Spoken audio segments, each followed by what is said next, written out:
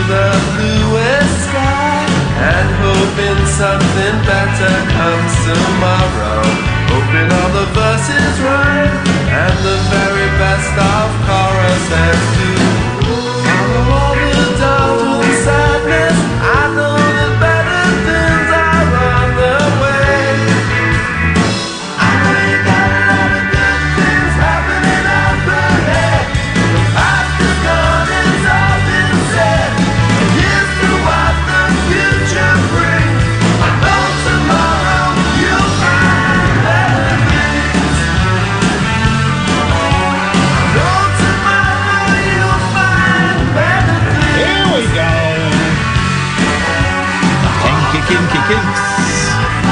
03444991000, dear listener. We're back inside the box. Oh, we're back inside the box, kicking off the Kinks. The late night alternative with myself, Iain Lee. Who are you? Catherine Boyle. Oh, no, you're not. You're so much better than that. I heard some of your shows last week. When did you get so good, girlfriend? I did. I had a week off, dear listener, to ruminate on my life, and I've decided my life sucks. But I didn't listen to much radio, but I heard some of you, Catherine. Yeah. And highlights for me were the return of Sharan. And his speedy departure. The paedophile. Oh. Not Sharan, this is a separate thing. The paedophile. The paedophile conundrum. And the guy that had worn fishnet stockings but then didn't want to talk. Yeah, that was tense. That was my highlight. I was hoping What you a were listening week. to that bit, because I was thinking, what do I do with this? I know what I do. I relax into it. Silence. We're back, dear listener.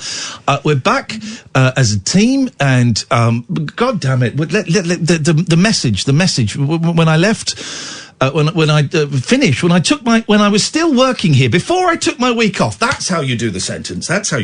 Before I took my week off, we still had Caroline Flack walking this fair earth, and I come back. We don't have Caroline Flack walking this fair earth anymore. I didn't know Caroline. I worked with her like maybe 3 or 4 times. I think, I don't know, 12 or 15 years ago. I went, before I was in the jungle, I went and did the ITV2 spin-off show when she hosted it. And she was delightful, and was as a host was very kind, and was not at all selfish as some hosts can be. She was very generous. She realised the show was not about her, that we had flown out thousands of miles to be there, and she made sure that we got plenty of on-screen time. I was on there with Gemma Collins, of all people. Is that her name? I don't need the money, babe. That's the one. So I think that's the only contact I ever had with Caroline Flack. But I was so sad, and I know that no, I was going to say I know that everyone's talked about this, but actually we should keep talking about it. I was so sad to hear that she had taken her life and the way that she had taken her own life, and the fact that I have sympathy for anybody who is in that much pain that they can only see one option, and that option is to end your life. I've been very, very close to it. Obviously, I've not done it. I was going to say, obviously, I've not done it. Well, that's obvious. But I've been very, very close to it. I've been very, very close to it. And I've always just managed, I would say, off the top of my head, I would say 4 or 5 times when I've been yay close to it. Yay close. And somehow I've always managed to just knock myself back into the right track, okay, where I am now still alive. And I thought there was only one option, but I saw another option and I went for that. And that second option meant that I was still alive. And so seeing that she had taken her own life was just the saddest thing. But she'd assaulted her boyfriend. It was what I got online. Oh yeah, but she'd assaulted her boyfriend. I'm sorry. Did the court case happen? Did it? And I missed it? No one knows. No one knows what happened. So don't give me that old crap. And do you know what? Even if she had assaulted her boyfriend, which I don't believe she actually had, but even if she had, no one deserves to go out like that. No one deserves to be in such a lonely, painful place that they deserve to go out like that. Who's to blame? She's to blame. Ultimately, she made that decision. Blame is the wrong word. But ultimately, that was her decision. And I really get very uncomfortable with this. Oh, well, it's his fault. Oh, it's her fault. It's Twitter's fault. She made the decision. She was unbalanced enough to make that decision. But I think we can all look at all of the factors of social media, of the press, of some of the two-faced shits that are coming out now saying how upset they are that she's gone, when we all know they were pushing things as far as they could. We got it wrong. We got it wrong as a society, as everything. We've got it wrong, man. The way we talk to people, the way we write stories about people. Yes, I think it was right that the case was reported on, but report on the facts. Report on the facts. I don't know, bring pictures of a bloody bedroom. Don't do that. That's irrelevant. That doesn't help anybody. Leave that for the courts. Leave that for the courts. I don't quite know what I'm trying to say. The ultimate message I've been thinking about a lot is just be kinder. Not even be kind, because be kind kind of sets a limit on the kindness. Sets a limit. Just be kinder. Just be kinder. And I'm flawed. I've made mistakes, and I will continue to make mistakes. I don't think this is a perfect turnaround where suddenly I'm full of love and light and I'm nice to everybody. It's impossible to do that 24/7, 100% of the time, because we are humans. We are perfectly imperfect. We are flawed. And we are fallible. And some of you will know I'm going back and watching old episodes of a TV show I used to do called The 11 O'Clock Show. Boy, oh boy, oh boy, we're about to pick on some very vulnerable young women on that. And I'm really dreading getting to the whole Daniela Westbrook stuff, because we were horrible to that young woman. And thank God that she didn't take her life after the absolute battering that we gave her on that show. But I can't go back and change what I did 20 years ago. But what I can do is I can try and make indirect amends by trying to be a better person. So here's what we won't be doing on this show, right? We won't be going in and violating safe spaces, right, on the show. We won't be throwing out terms that may seem flippant to some, but can actually hurt others, like snowflake and Ramona. We won't be throwing out terms like that. We certainly won't be inviting racist actors to come and sit in the studio and create more division and more hate. What we will try and do on this show is be kinder. Now, that doesn't mean that you can come on and you can be really, really abusive to me, or you can come on and be really, really abusive to Catherine, or you don't come on, but you're really, really abusive to the people that answer the phone. It's Alex tonight. Good luck with that. But I know that a couple of people last week were really, really rude to the people that answer the phone. Why would you do that? Also, they were being rude about something we hadn't said. So, listen, you come on if you want to be rude, come on and be rude to me. I get paid, I don't know, 10 times, 20 times what the person who answers the phone gets, all right? Don't be rude to them. You want to be rude, come and be rude to me. Or we could just be kinder. We could just be kinder. And I've been thinking for a long time, this is a losing battle. This is a losing battle. I hate this industry, the media, the way we speak to people, the way we write about people, the way we court anger. We try and scare you and we try and divide you. It's what a lot of these shows do. Phone-in shows and TV shows. And I'm deliberately not going to mention people because that's kind of why they're doing it. So you say their name. You know who I'm talking about. You know the people to whom I refer. If I say their name, that gives them more power. Right? So what we're going to try and do on this show, and we've been doing it, right? We've been doing it, but maybe we could do a little bit more. I certainly don't feel any responsibility for what Caroline Flack felt compelled to do, okay? And I certainly don't feel, as some people have suggested, I certainly don't feel that I have blood on my hands. I do feel that I may have a few blood flecks on my shirt. I do feel that by the nature of this industry. So what can I do? Well, I could do a couple of things. One is I could quit this industry and go and broadcast at home on my Twitch channel and enjoy broadcasting to 136 people every single day. Or I could stay on Talk Radio and broadcast to half of that. That's a joke. Kinda. I could do that, but then they win, don't they? They win. Or I could stay here for another year and broadcast, I don't know, 4 or 5 nights a week. That's up for discussion at the moment. 4 or 5 nights a week with my friend Catherine. Hi. That's her. And we can try and make the difference. Maybe the battle isn't quite over yet. Maybe we're just this little ember. We're just this little ember of hope, of, I don't know, liberalism with a small L. Maybe we're just this tiny little ember of kindness. And if you keep blowing me, I'll get bigger. That sounded improper, didn't it? I didn't mean it like that. If Kath kneels down... No? If Alex knelt down and blew... No. You know what I'm trying to say, right? And he wants you to fan his little flame. With 3 hours a week in an industry that is swamped with hate, that wants you to be scared, that wants you to be angry, that wants you to not trust the person who looks or smells or sounds different to you, right? Maybe we can affect a small change. I don't know. Boyley? Anger isn't the only reason people pick up the phone. No. I think some people have forgotten that. And we've done it. Oh, God, we've both done it. Me and Kath, we've both done it. Let's get such and such and such and such on, because that'll be good. I like good arguments on the radio. I like a good argument on the radio.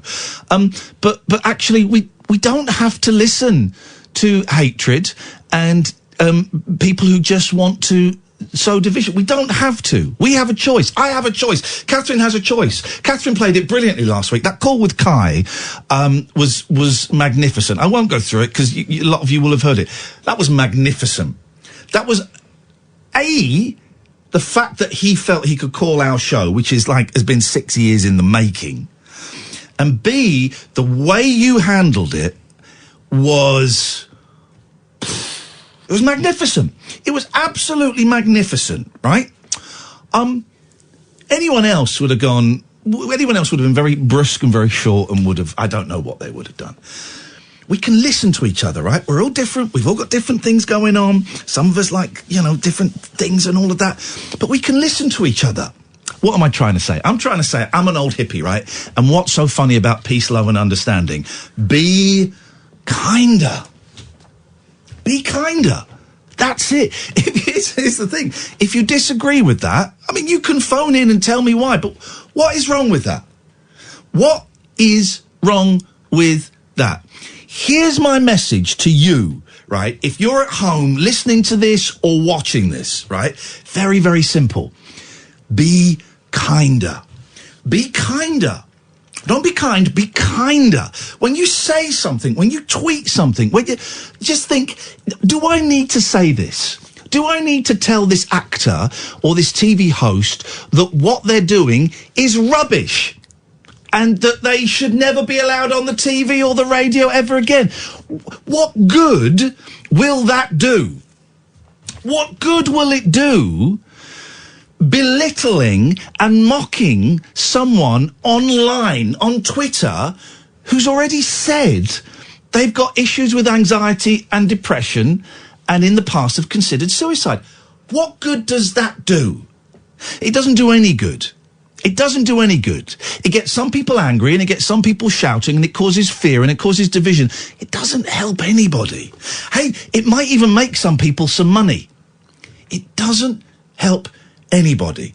Be kinder. And I know, right, I know that some people, if this clip goes out as a video, some people on Twitter will say some very, very rude things about me because I'm advocating being kinder. Here's my message to those people saying rude things about me in the mentions underneath this tweet. I love you. I love you. I love you. I wish you nothing but happiness and success. And just think, before you hit send on a rude message to someone who is just saying be kinder, before you hit send, what kind of person does that make you? Does that make you happy? If it's making you happy, be mean to someone who's saying be kinder, where are you in your life? What would your kids think? What would your mum think? Be kinder. This is Talk Radio. Late night, Iain Lee on Talk Radio.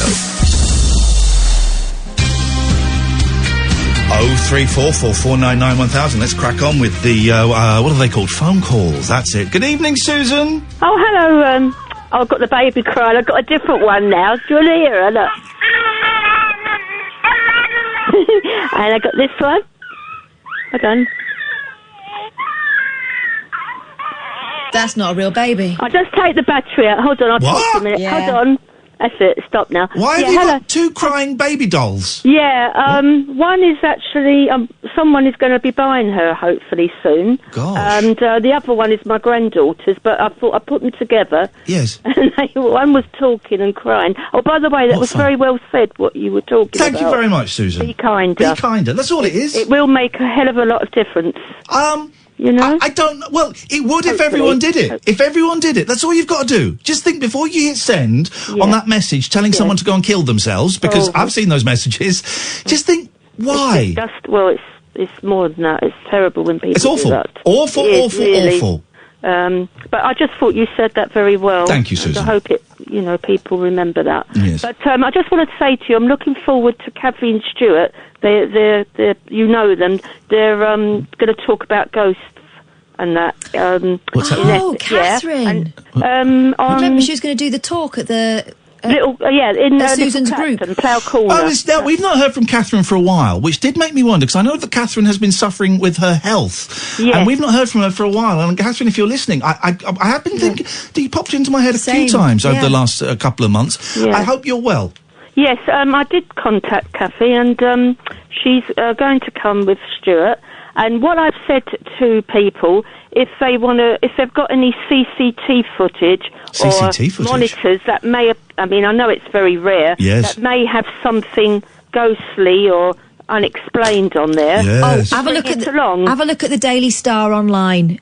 Oh, I know, they do that, in the weird news section, every day there's one. Yeah, but I just thought, there might be local people or anyone, they're welcome to contact me if I can leave my details. Oh, please do, Susan. Is that all right? Yes.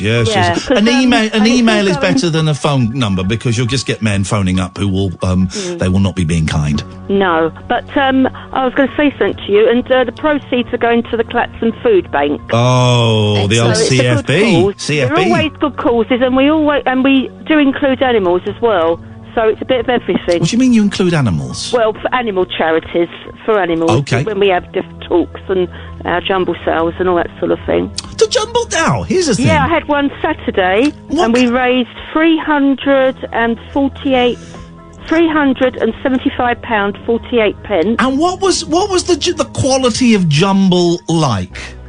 Well, you'd be surprised. I mean, I got a really great deal of dolls that somebody gave to me. Great deal of dolls. Yes, and it was a collector, a lady, and I presume that she'd passed away because I had to find. It looks like the family had to clear out different things in the house, and they were giving them away free. So I thought, well, you know, I did ask. I said, if you don't mind, I'll take them to the charity. It's for a little boy with leukemia. He's only just 3, and he got leukemia under 2 years of age. Oh, man. And his mum come, and she came to do the raffle.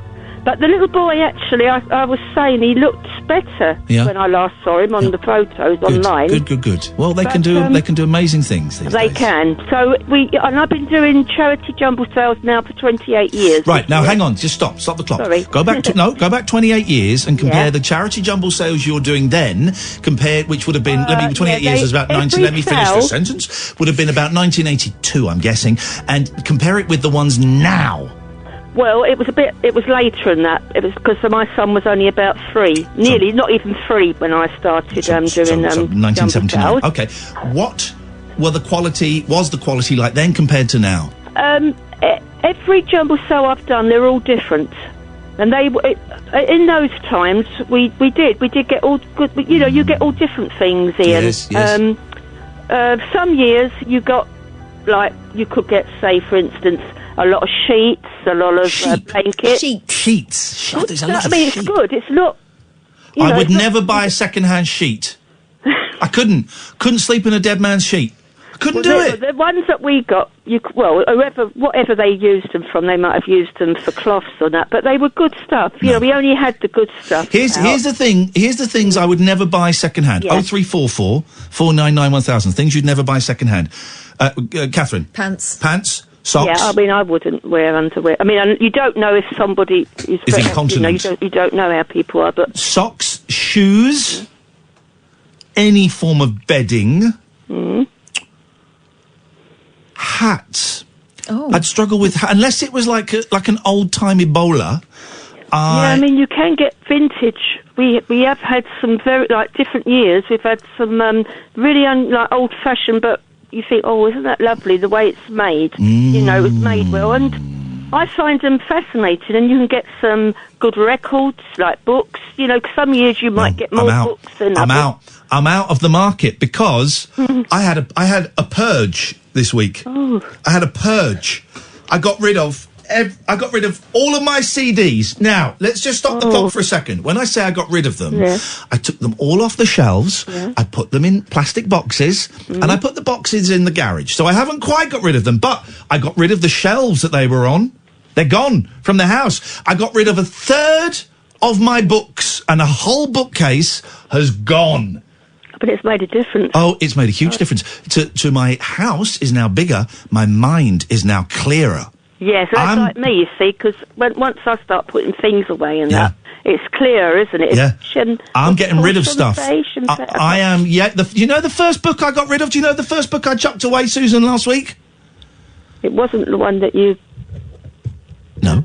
It was David Babcock's book. The second book I chucked away, was Marie Kondo's How to Throw Stuff Away and Be Tidy. Oh, no. Second book I chucked away was more, and I'd never read it. Never read it.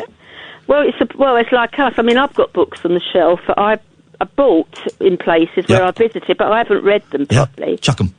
You know? Chuck them. I've got 3 bookcases, haven't now, I've got 2, and I've got a load of books that I think I'm going to read, and if they're not read in 6 months, they're going. The CDs, I'm going to go through the CDs. I've got a few signed ones in there, which I'm going to take out. The rest, you know what? They're going. They're gone. I'm going to be free to do what I want any old time.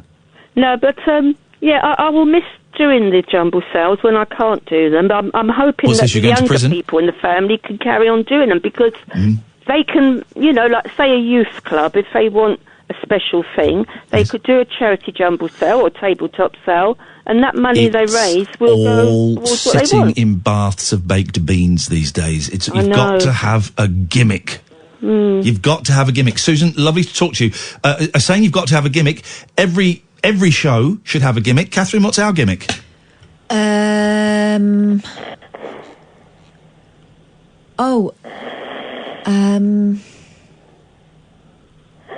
Hang on. What's our I've gimmick? got it. Just hang on. It's on the tip of my tongue there. This show has a gimmick that sets us apart. A USP. What is our gimmick? An unsuspecting, sleeping... pervert. Caddick!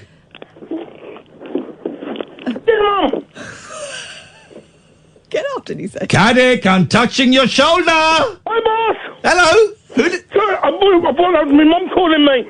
Why? And you told her to get off? No, I said yes, mum. Oh, That such a made good me boy, feel Alan. sexy inside. Bit of role play. Yes, No, please. she's back home. Go, Fandabby Dozy. Came back last Monday while you were away. I know. Well, I don't know that, but that's great news. Well done, you see. Back in time for her birthday last Thursday. She went back in time? What? No, She went back in time? It was her birthday and she went back in time? for her birthday. That's great news.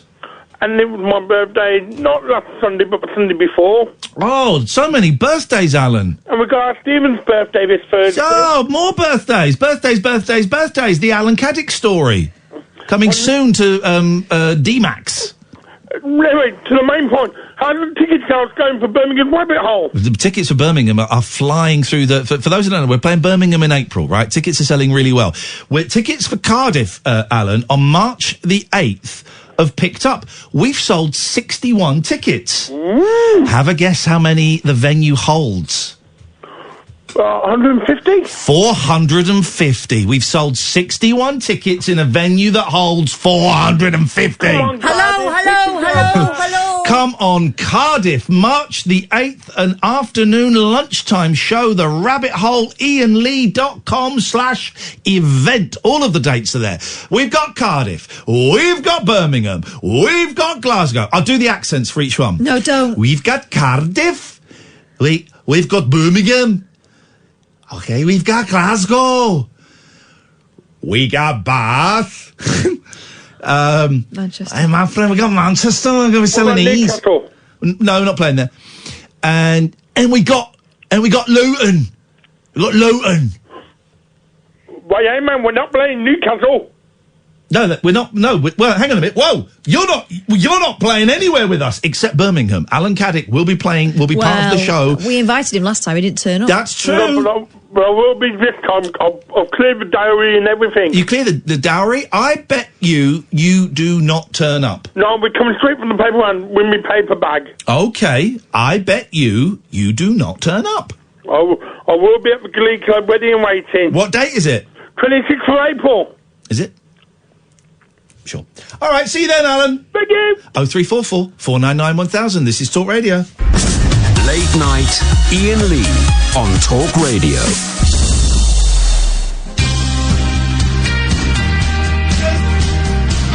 Hello? Hello? Hello? Jesus. Hello? Sharan. Yeah, hello. What was the long gap for, man? Drama. I didn't hear anything. Did you say anything? Several times. You're live on Talk Radio. How can we assist you, caller? I've got some more information about the friend I was talking about. I met up with him, another friend that goes to the same school with him at mosque. Right. It turns out he was expelled from his school. Ooh, naughty boy. A knife in, For knifing? and then Hang on, he He brought a knife in. He brought a knife in. Okay, yep. yeah, and no one knows why he brought it in, but apparently it fell out his bag, and then they traced it back to him. Right, I took nunchuckers And then into the school last once. time I and met him- something else. Yes. So the last time I met him, he seemed quite angry with me, but now he's asked me to meet up with him, and he just isn't telling me anything other than he just wants to meet up with me at town. How do you feel about that? And I'm not I'm not sure because I'm kind of scared that he kind of brought a knife in. Like, what's he going to do? If you're scared, don't go. But it's as simple as that. I'm also kind of worried because it looks... Well, no, it looks like he's also being abused. Okay. If you're scared for your own safety, don't go. Have the conversation on the telephone. Or take someone else with you. He isn't telling me anything. Well, we are responsible for our own safety, right? And our own well-being and our own welfare. If we can help other people, that is great. That's what life is about. But we have to be able to help other people without putting ourselves at risk. So should I just... What makes you think he's being abused?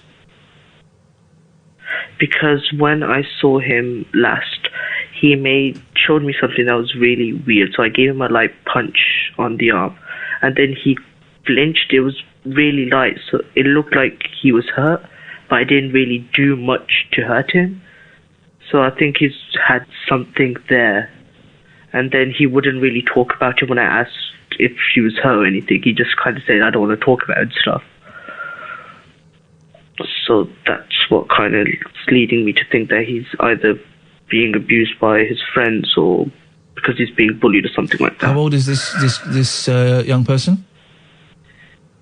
Yeah, he's, I think he's 14 years old. Year 9. I suspect he doesn't want to hurt you at all. But you just got to look after yourself, man. Speak to him on the phone.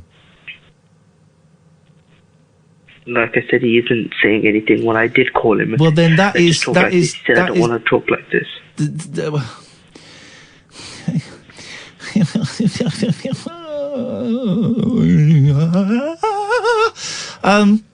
Can I be completely honest with you? Permission to be honest with you, right? It's unfortunate I'm being honest with you, right? Because it could be any of these losers that phone the show. Be kinder. Any of these great guys and gals that phone the show. Here's the thing. I don't have the answer to anything. I don't have the answer to anything, right? And I don't have the answer to my own life at the moment, right? And people... all I can do is kick around some ideas with you. People phoning me up and asking me what they should do, I don't know. I don't know. I really don't know. And I'm kind of aware that I've sort of set myself up a little bit as this person that is very wise and knows the answers to everything and can help people who are, in trouble mentally or through addiction or all those kind of things. And I'll let you into a secret. I'm just a guy who, up until 12 months ago, made a complete cock-up of my life. Made a huge cock-up of my life. And it's only in the last 12 months from tomorrow, February the 25th, and I'll explain later why that's so significant, that I've actually started to sort my life out. I didn't start sorting my life out until I got to 46. So here's the thing. I don't know. What I do know is you and all of us are very intuitive, and you have to trust your gut feeling. You know what to do.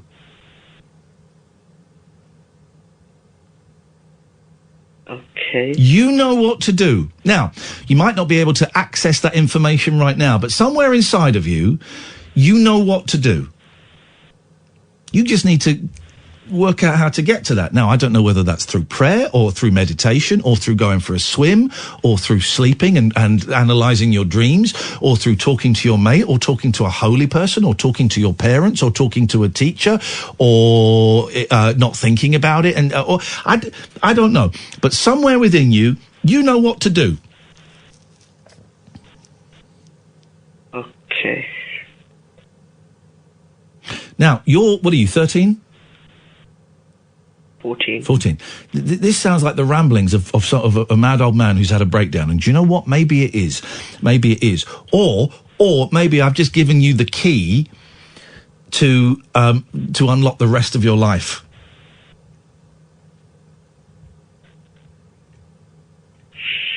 Okay, then. You know the answer. You know what to do. What do you think you might do?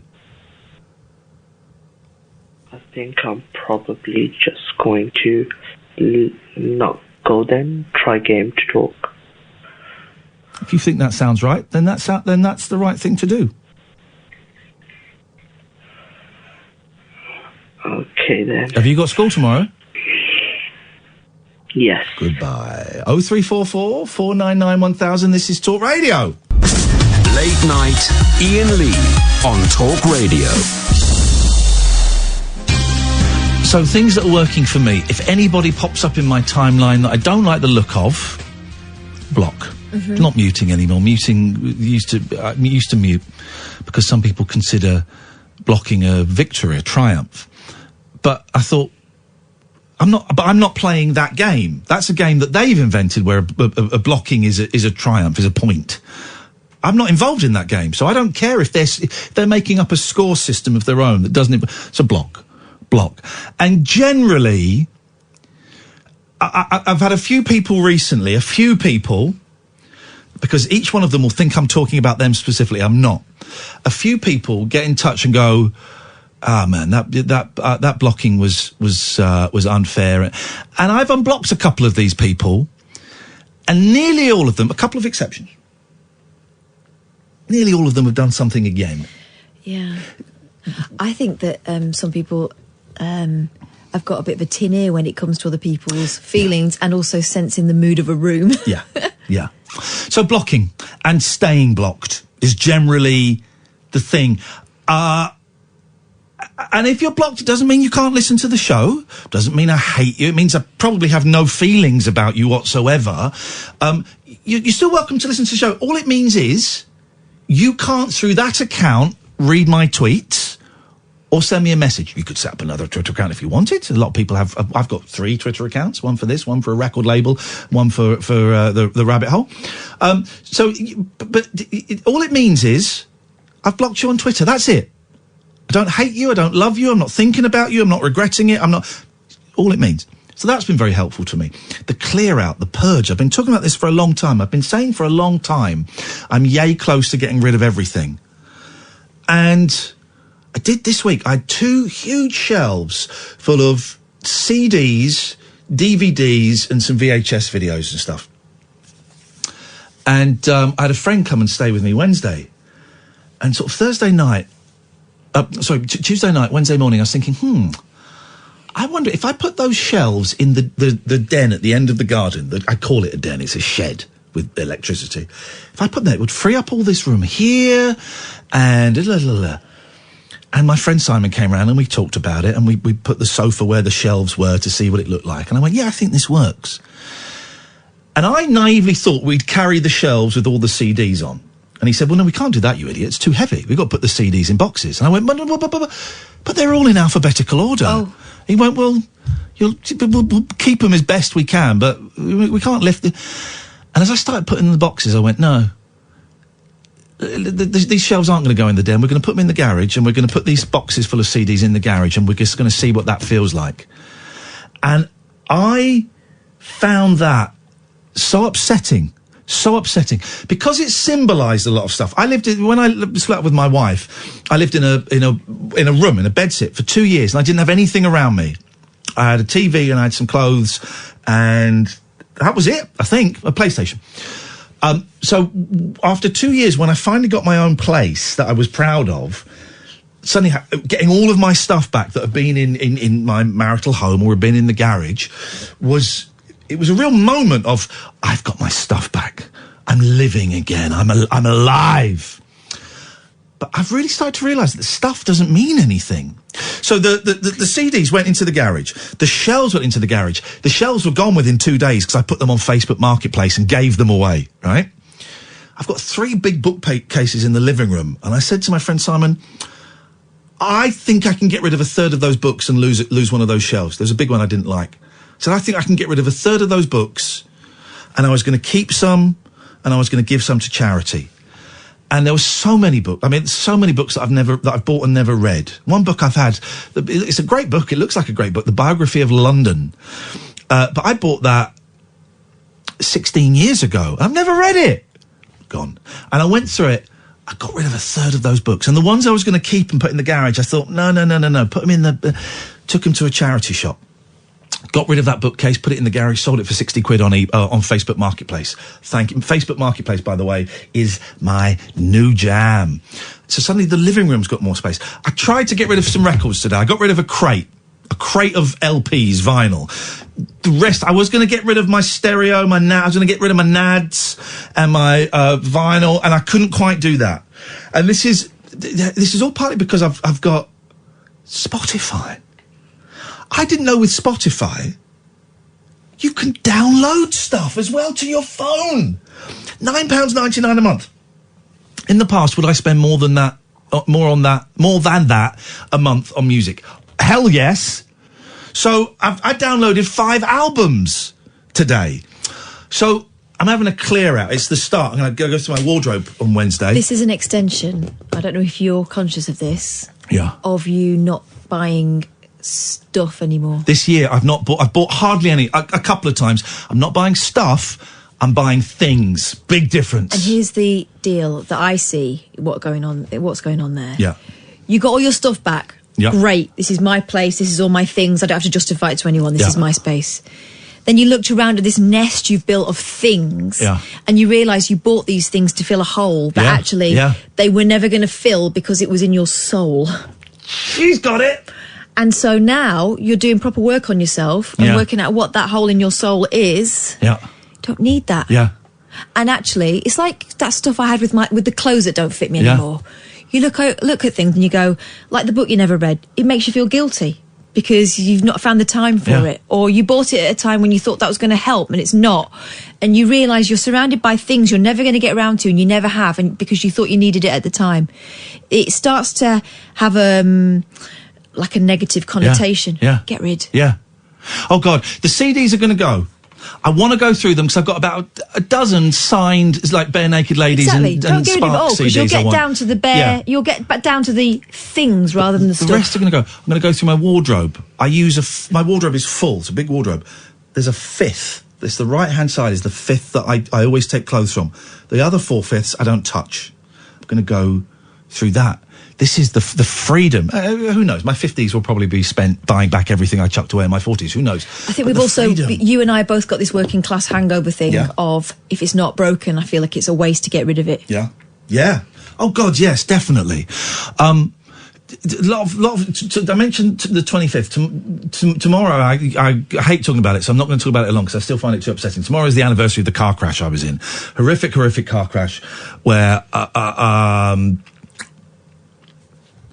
I saw stuff that I never, I hoped I'd never see, and I still can't even talk about it.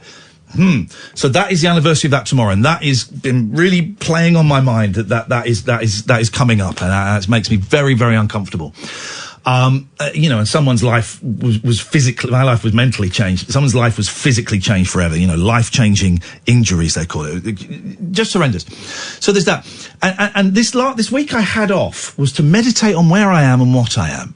I'm very unhappy at the moment. There's some great things in my life, but I'm very, very unhappy at the moment. Part of it is this job. And this is a thrill. Listen, I've got the best job in the world. I get that. But there's something that doesn't quite sit right. Some things I'm not prepared to say on air that don't sit right with me because that would probably get me fired immediately. But there's just something that's not. There's some other things that aren't sitting right. So I'm looking at a few options, including maybe going down to 4 nights a week and Kath doing the Friday. I don't know. I've sent this email to my bosses. Maybe doing 1 or 2 shows a week from my house, which we would do and you wouldn't even notice, dear listener. You wouldn't even know. I'm trying to find things. And last week was booked to think about these things anyway. And then Caroline Flack very sadly took her own life. And it just all seemed to converge to a point of me thinking, shit. This mental health stuff is serious. It's serious. And I've always known it's serious. But to see, I think we're quite used to people talking about feeling suicidal. And then when you're confronted with the actual reality that, oh God, some people really do this. Some people really do this. And I've been close. I've planned it. But I didn't go through with it. And then you are confronted with the reality that people face every single day.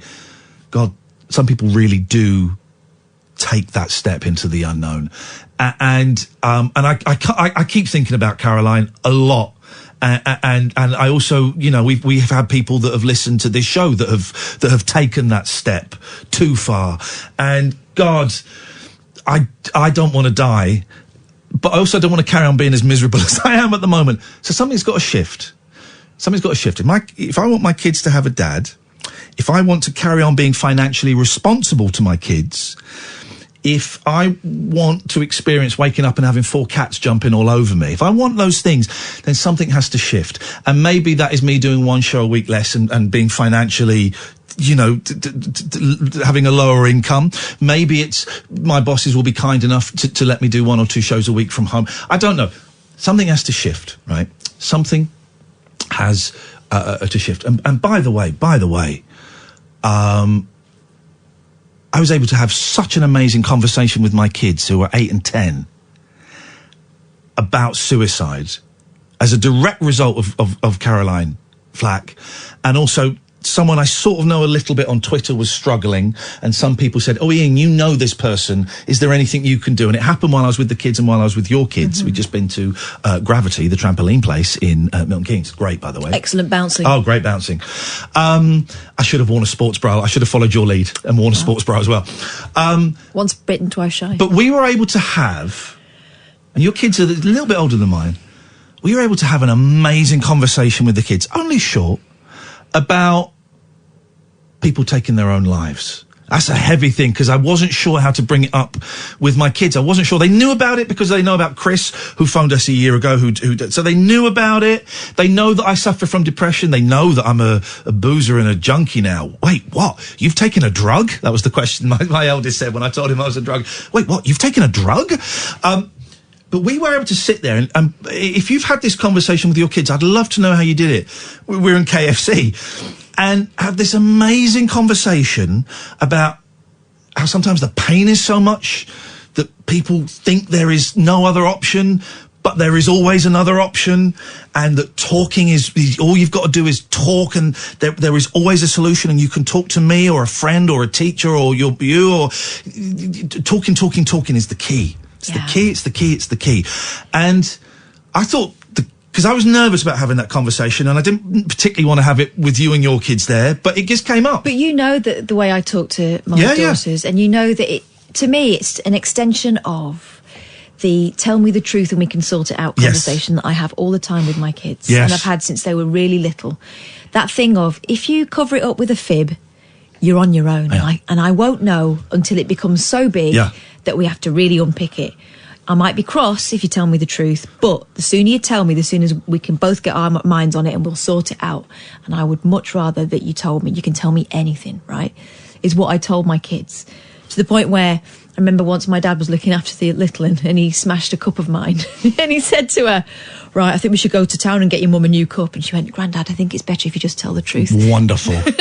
But it shows that it's, you know, you sow that seed with them. But it's difficult, because we were having KFC, and then I just checked Twitter for the first time in a couple of hours, and a few people were saying, "Ian, this guy that I think you know is really struggling." And I panicked, and I didn't want to say anything in front of the kids, so I just said, "Oh, I've just got to go outside and make a phone call." And I went and phoned this guy up and left a message and sent him a couple of texts. But also being outside for that 2 minutes composed me enough to come back and explain exactly what had been going on. Yeah. And God, I love our kids. Aren't our kids great? Because they sat there, they asked a couple of questions, and they carried on eating their bucket. Yeah, because we didn't terrify them. We didn't give them too much information. We gave age-appropriate information that could save their lives one day.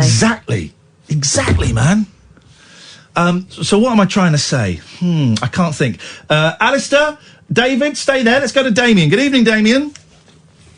Evening, you two. How are you? Very well, Damien. What can we do for you on this Holy Monday? Oh, you're just hitting so many hot buttons tonight. It's amazing. I love hot buttons. Almost as good as hot knives. You sound great. You're full of positive energy, and you're answering all your own questions. You know, giving advice, and it reflects back to you as well. And thank you, man. We all have the answers inside us, don't we? I think we do. Yeah, when we look deep enough and take the time to listen.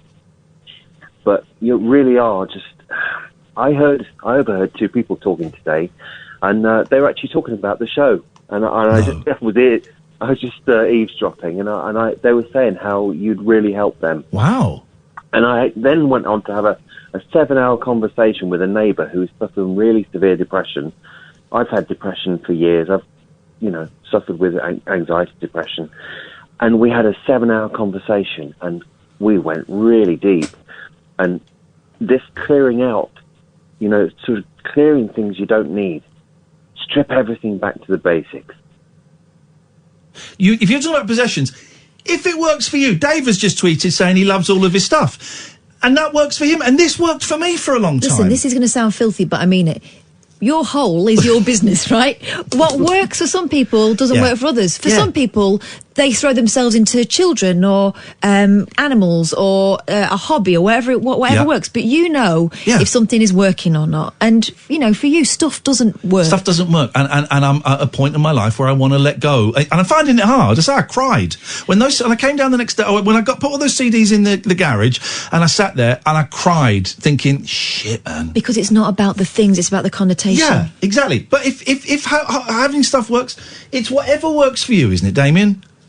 Yeah, absolutely right. But things, feelings are more important than things, and we do attach, thoughts to belongings. Yep. We get so wrapped up on keeping hold of things and people as well. We need to possess, but you find the more you let go, the better you feel. We got some of the callers, Damien, that we get. There's this guy. Are you aware of David Babcock? Yeah. I wish we could let him go, because he just keeps on phoning up and annoying us and really just bringing the vibe down. Poor guy. Oh, David, are you there? I'm there. You press the button to put me on. Don't be so. Be kinder. Yeah, to people that deserve it. Not to a-holes. Damien, I've got to go. Is there anything else you want to say before I let you go, my friend? I love you, man. I love you too, Damien. David, I love you. All right. Am I on left of the news? Yes. All right. Wow. News. Talk radio across the UK. Late night with Iain Lee on Talk Radio. Satellites gone up to the skies. Things like that drive me out of my mind. I watched it for a little while. I like to watch things on TV.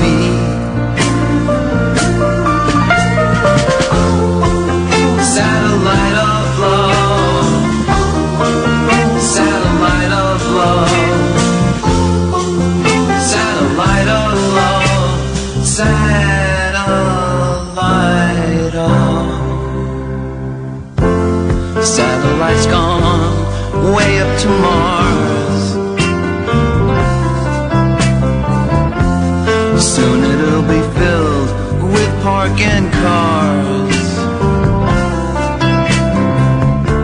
I watched it for a little while. I love to watch things on TV. Satellite of love. Satellite of love. Satellite of love. Satellite of. I've been told that you've been bold with Harry, Mark, and John. Monday and Tuesday, Wednesday to Thursday with Harry, Mark, and John. Satellites gone up to the skies. Things like that drive me out of my mind. I watched it for a little while. I love to watch things on TV.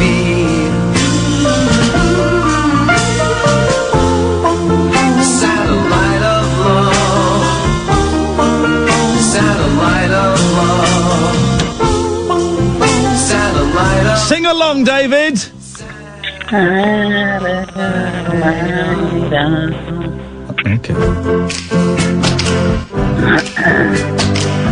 Here we go. Satellite of love. Satellite. Nice and loud, David.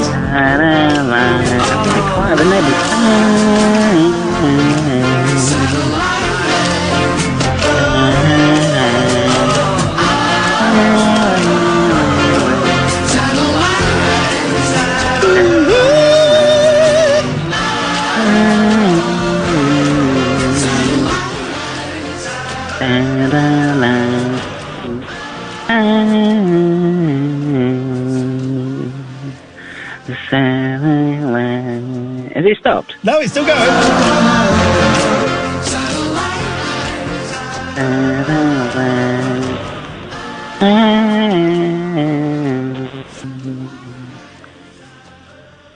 It's still going.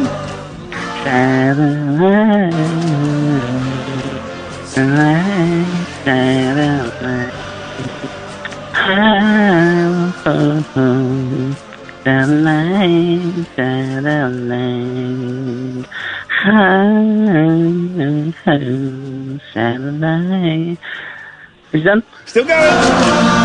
Still going. No, surely not. Surely not. Still no. going. No. Yeah. I'm not. Well, I'm not. Lou Reed is. Good for him. Lou Reed's got more stamina than you, and he was a heroin addict. Right, I'm a heroin addict. Oh, I'm so sorry. I don't know why I'm laughing. I'm so sorry. I didn't realise, David.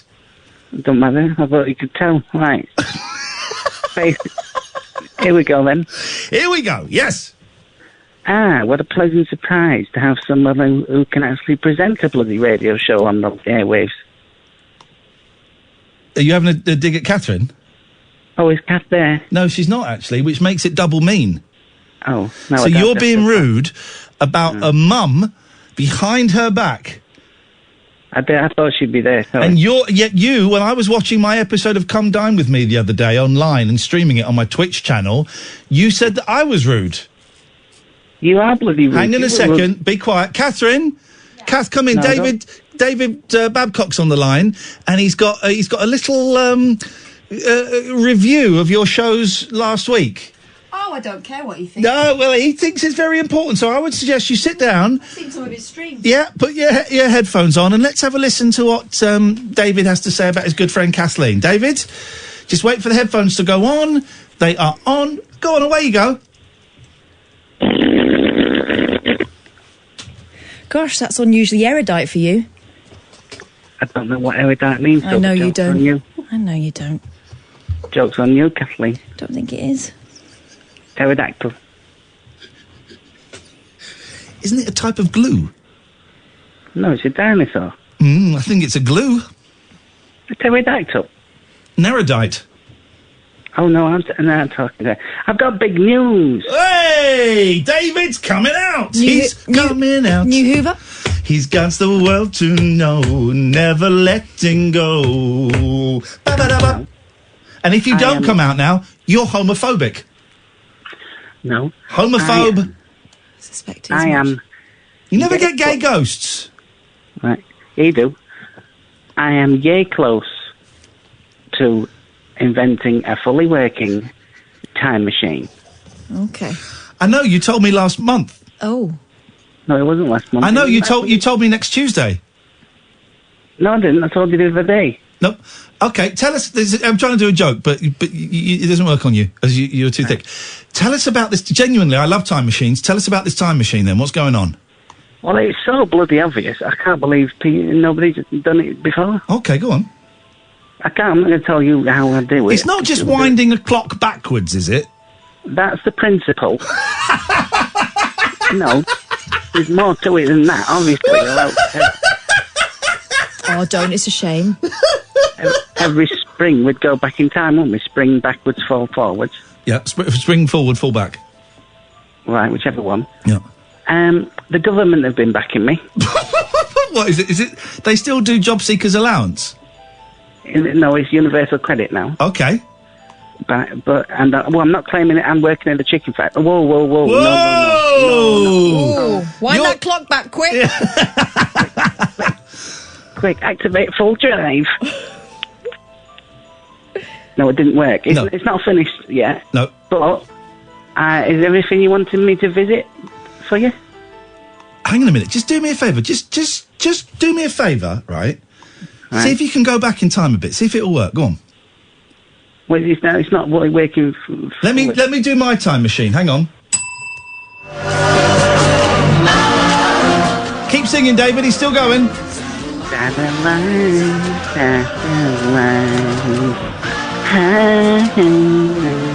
it finished? No, he's still going.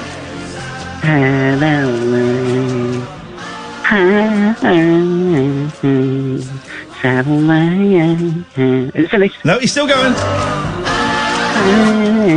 Well, I'm finished. Well, he's still going. Well, I don't care if Lou Reed's finished. Lou Reed's got more stamina than you, and he's a drug addict. He's a heroin addict. I'm a heroin addict. Are you? I didn't realise. That's not very nice. Hey. Yes, sir. May I say how lovely it is to have someone who can actually perform a radio show but on the airwaves? Are you saying that, is that a critique of Catherine's show from last week? It might be. Yeah?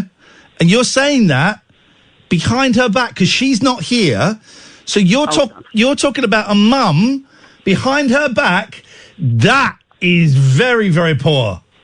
Catherine, come in. David Babcock he's got a critique of your show from last week. Oh, I don't care. No. He thinks it's important that you know. Sit down. I've heard his stream. I don't... Put the headphones on. The headphones are on. David, tell her. Gosh, that's unusually erudite for you. What? What did you say? Oh, dear. Pterodactyl? I think it's a type of glue, isn't it? Pterodactyl? No, erudite. I said pterodactyl. Hey, guess what? I've got big news. What have you called him for, sir? New Hoover? No. He's coming out as gay. He's coming out. He wants the world to know, never letting go. And if you don't come out, you're a homophobe. I'm not a homophobe. You coming out? No. Homophobe? I knew it. I'm very close to inventing a time machine. Time machine? Really? I know. You told me last Tuesday. No, I told you. You told me. You're telling me next Tuesday. No, I told you the other day. Oh, that's right. I'm just trying to do a joke, and you're too thick to get it. Go on. How does it work? You don't just wind. You don't just wind a clock back, do you? It's based on that principle. But it's not exactly that. Although every time we go in the spring, we'd all go back in time. Spring back, fall forward. Spring forward, fall back. Okay, go on. Tell me about it then. Well, I've got the backing of the government. All right. They still do job seekers allowance, is it? No, it's universal credit now. Okay. No way. I'm not claiming universal credit and working at the chicken factory. Like, wind that clock back! Go back now! Quick, activate time launch. Didn't work. No. Hang on, let me do my time machine. Sing it, David!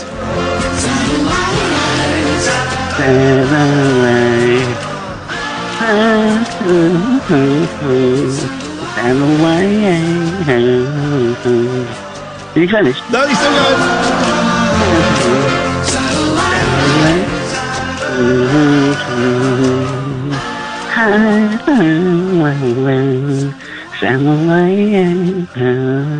Is he gone? No, he's still going.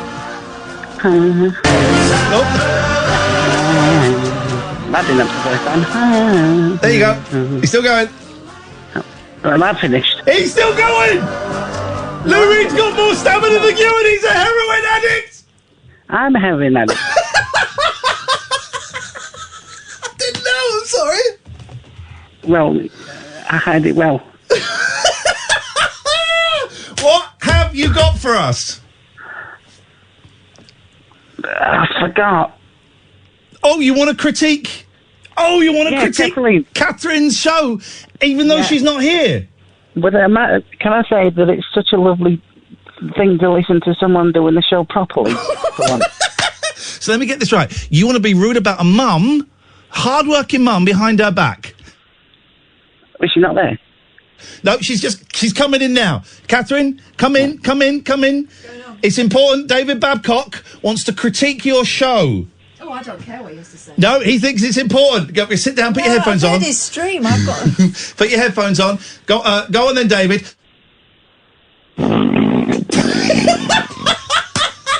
Gosh, that's unusually erudite for you. What? What the hell's erudite? I don't know what that word means. Pterodactyl? I think it's a type of glue. What, pterodactyl? No, erudite. Right, anyway. Hey, Cowboy, I've got some big news. New Hoover? He's coming out. No, no. He wants the world to know, never letting go. And if you don't come out, that means you're a homophobe. I'm not a homophobe. Well, then you're coming out I knew then. it. No, I am yay close to inventing a time machine. I know, you told me last month. I mean, you'll tell me next Tuesday. No, I told you the other day. No, I was trying to do a joke.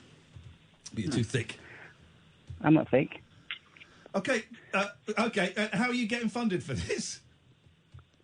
I've got a little bit of help from the government. The job seekers allowance still going, is it? Late night, Iain Lee on Talk Radio. 03444991000 is the telephone number. If you're waiting for the question, the hook. If you're waiting for the debate on, I don't even know what's in the news. Oh, the Harvey Weinstein. How do you say it? Weinstein. He's got another case coming up in LA, I think, in 4 or 5 weeks' time. Yeah. Is it a good result? Because I don't, and the other reason I ask, hey, great, he's been found guilty. Great. And he could face years in prison. Great. But, I use this but, I think there were 4 charges. He was found guilty for 2, and I think the more serious charges he was found not guilty on. Now, listen, great. Absolutely great that he got found guilty on these. Wonderful. But I wonder if not being found, and I genuinely don't know, this isn't me doing a bit, I genuinely don't know. I wonder if him not being found guilty on the 2 more serious charges, if that in any way gives credence to him or his supporters in saying, well, it's not as bad as it could have been. Do you know what I mean? I know when we talk about sexual assault and rape, to say, well, it's not as bad as that. And I know it's... What has he been found guilty of? He faces up to 29 years in prison on the 2 charges. Because in America, you don't run... Here, you run all your sentences at the same... They all start at the same time. There, one ends and the next one begins. But with which is why you get like 100 years and stuff. But with one of the others, if I heard this right, he could have been in prison for 56. Yes. So he's been found guilty of raping and sexually assaulting 2 women. The disgrace. But there was a lot of, wasn't there one was like a 3rd degree? Go on, sorry, you read it. I'm not interrupting. He was acquitted of 2 most serious counts of predatory sexual assault, which each carried a potential life sentence. Right. He was also found not guilty of 1st degree rape. He now faces up to 29 years in prison. He's say all the way through, I'm innocent. Well, this is proven he's not innocent. He is very, very guilty. But I don't know, because I haven't been following this case closely. I wonder if any of his victims would feel slighted or let down by him not being found guilty of these 2 other charges. If I just wonder what the implications are, really. And maybe I'll have a little look at that tomorrow and try and get my head around it. There's an explainer here. Go on, please. Okay, so... and by the way, Alistair and Christina, I will come to you in a minute, I promise. Thank you for your patience. He was accused of raping aspiring actress Jessica Mann in a Manhattan hotel in 2013 and forcibly performing oral sex on film production assistant Mimi Halei in his apartment in 2006. The 5 charges he faced: 1st degree rape and 3rd degree rape in the case of Jessica Mann. What a 3rd degree... The first-degree charge alleges Weinstein used physical force or an implied or expressed threat that led the alleged victim to fear immediate death or injury. The third-degree charge alleges only that there was a lack of consent.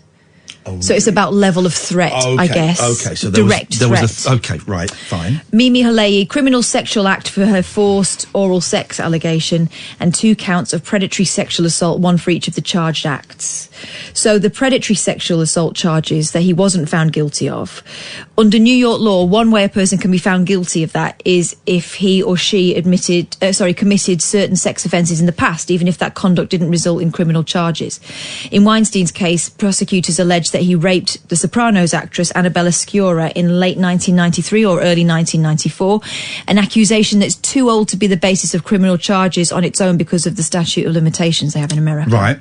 So the verdict, the jury convicted Weinstein of third-degree rape for man. He was found guilty of a criminal sexual act for Halei, not guilty of the 2 counts of predatory sexual assault and first-degree rape for man.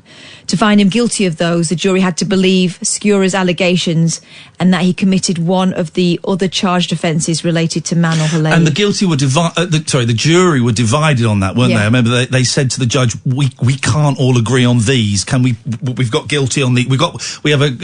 We are unanimous on these. Yeah. We can't be unanimous on these. We're split." Then there's 3 other accusers, 3 other women, the costume designer Dawn Dunning, model Tarali Wolfe and actress Lauren Marie Young testified they were enticed into meeting Weinstein for professional reasons and then groped or raped. Their accusations were not the basis of any charges, but they were brought in to help the prosecutors show that Weinstein showed a signature behaviour pattern. And another case in LA soon. Yes. This is great news then. So this is great news. It would have been better if he'd been found guilty on all of them. But this is great news. Those women are vindicated. The Me Too movement, which in part, if it wasn't necessarily started because of Weinstein, it certainly it certainly linked and gained a lot of traction. That is vindicated because so many people were putting that down. So that is vindicated. A tiny part of me wants to think that maybe this is the turning point of the bad people winning. What it shows is, or what it suggests and what we hope it suggests, is that no one is too powerful to take down like this. Yeah. And if it doesn't happen straight away, it will come to you. Bill Cosby, Weinstein, I just wonder if this is the turning point. I thought he would have got away. I really thought he was going to get away with it with the system they have in America where you can buy justice. And there was a part of me that thought he's going to get away with this. You know, seeing him at comedy clubs and things. Do you think if there hadn't been the Me Too movement, if it hadn't been such a famous case, he might have got away with it? Because people were aware of the allegations starting to come, more allegations came. Yeah.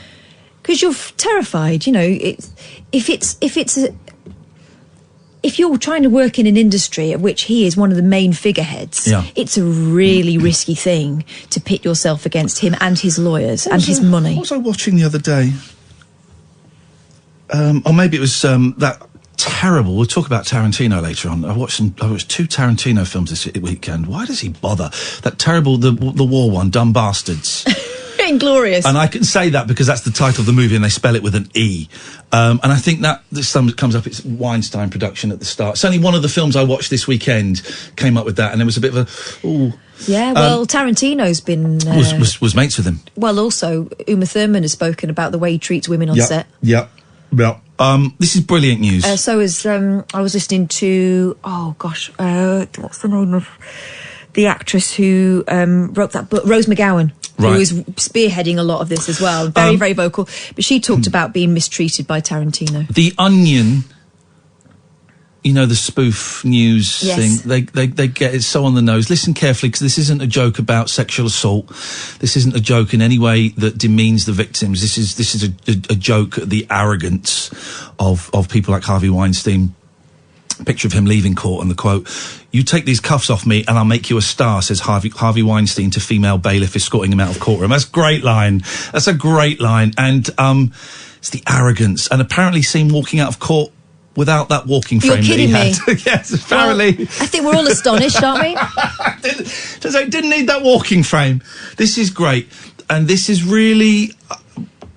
it was a little spark in what seems like years of darkness in terms of what is right. And when I say right, I don't mean politically, I mean cosmically right. It feels to me that the bad guys are winning. You know, you got horrible, obnoxious... No, not even just horrible, obnoxious people. You've got racists and bullies and people that belittle women talking about having suicidal ideation, hosting television shows. You know, you've got that, and that is not right. That is not cosmically right. And seeing this scumbag, this rapist, this bully, this predator, this arrogant person go to prison for, we don't know how long he'll be sentenced for, just felt like a little spark that maybe the universe is correcting its course ever so slightly. I don't know. Maybe I'm being hippy-dippy. Let's take a break. Christina and Alistair, you've been waiting for ages. I can only apologise. 0344 499 1000 is the telephone number. This is Talk Radio. Late night, Iain Lee on Talk Radio. Christina! Hello, how are you both? I've got a terrible headache because I laughed so much. I meant to buy some aspirin in I've got pills Marks if you and want. Spencer's. I want pills. Wait a minute. I can wait until the news. Can you? I can wait until the news. All right, good. Christina, what can we do for you? I think the universe is changing. I've had a very tough time last year, and same with, you know, who I'm talking about. A couple of weeks ago, I had a job interview at my local vet. Yes. I've had a kidney infection. Oh. I got laid off. I've had 2 trials at the vets, and it's my birthday tomorrow. Right. I'm really stressed out because my last job let me go, but I found out I got the job at the vet. Yes, man! You get to touch all those manky dogs. I know, yeah, I get the chip machine, and it just goes to show, like, I don't think I've ever had so much support in my life for going to the job interview, for everyone to say that I'm made for that job. Yep. Beautiful. Well done. Congratulations. Yeah, That's great news. and also Jamie got his job as well. It's my birthday party on Saturday, and 3 weeks ago I just put out to the universe to say me and Jamie will have a new job on Saturday, and it's happened. Beautiful. Beautiful. To say, like, so much bad stuff with the Caroline, yeah, I was literally ready to go at the weekend, but I kept on. Keep on keeping on. One foot in front of the other. Yeah, and Samaritans, I've said to my friends for my birthday, don't get me any presents, just give money to the Samaritans. There you go. Perfect. Yeah, and so I just thought it was just poignant for me to call in and let you know, because... So when does your job start? Next Wednesday. Beautiful. And what are you doing? Are you? What would you be a veterinary? Where's the thing I don't get? Here's the thing I don't get. Right. So, Catherine, what's the full title of a vet? A veterinarian. Right. And what do we call? Hang on a minute. No. Hang on. No. Hang on. And what do? A veterinary surgeon, we call them in this country. All right, but a veterinarian. Yes. What do we call? Christina, please be kinder and let me speak. Catherine, what do we call soldiers who served in Nam? Veterans. Well, it's the same word. Yeah, they can also put dogs down. Okay, fine. Yes, Christina.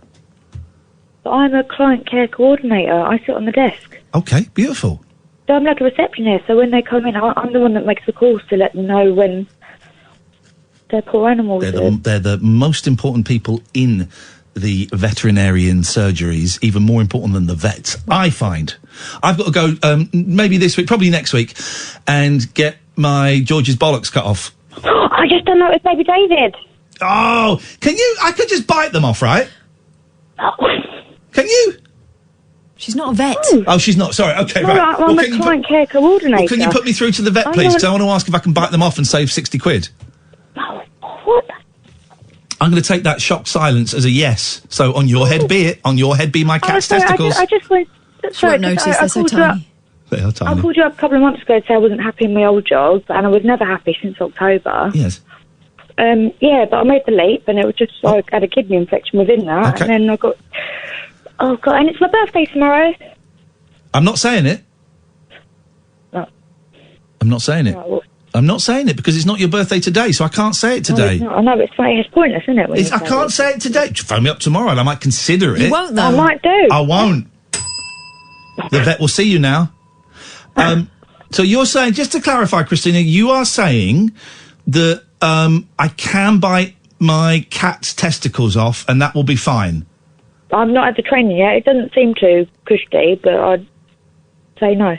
Okay, I'm going to take that now as a yes, Christina. Thank you so much for your advice. And if George's testicles are tiny little balls, you can barely see them. Every time I take him into the vet, the guy laughs. Oh. I wouldn't get it done yet. It doesn't pose any threat to That anybody. reminds me of when my mum used to take me to Marks and Spencer's to get a bra. Oh. Yeah. Sorry, still too small. But well, if George has anything to go by, he'll have some wonderful danglers in a few years' time. Get them off quick. Let's go to Alistair. Good evening, Alistair. Evening, Ian. Evening, Kath. Evening, Alistair. First of all, Ian, can I apologise again for that nasty tweet? Absolutely no need to apologise. It wasn't even that nasty. It was just a little bit passive-aggressive, but no need to. It's done. It's gone. Yeah, Peace and love, brother. Peace and love. I said to Kath I was struggling a bit and feeling entitled and... Hey, listen, you used to say a lot worse when you were boozing, so, you know, a little bit of passive-aggression. Yeah, that's cool, man. Progress, not perfection. Thank you, sir. So, yeah, I'm... just ringing in, really, just to say that. And also, I agreed with you when you were saying about the possessions thing. Because one thing I've learned, actually, through the programme is that, actually, they mean nothing, really. What's important are relationships and friendships. Yep. And because of that, I've managed to nurture them. So it means I'm seeing more people and communicating more, which obviously is a help to my soul. So that's the thing I wanted to say. I mean, I do have stuff. I have my hi-fi stuff. I have records, CDs. I couldn't quite get rid of the hi-fi, my nads. I couldn't quite. I was going to, and I mean, it's a beautiful piece of furniture. My stereo stacking system.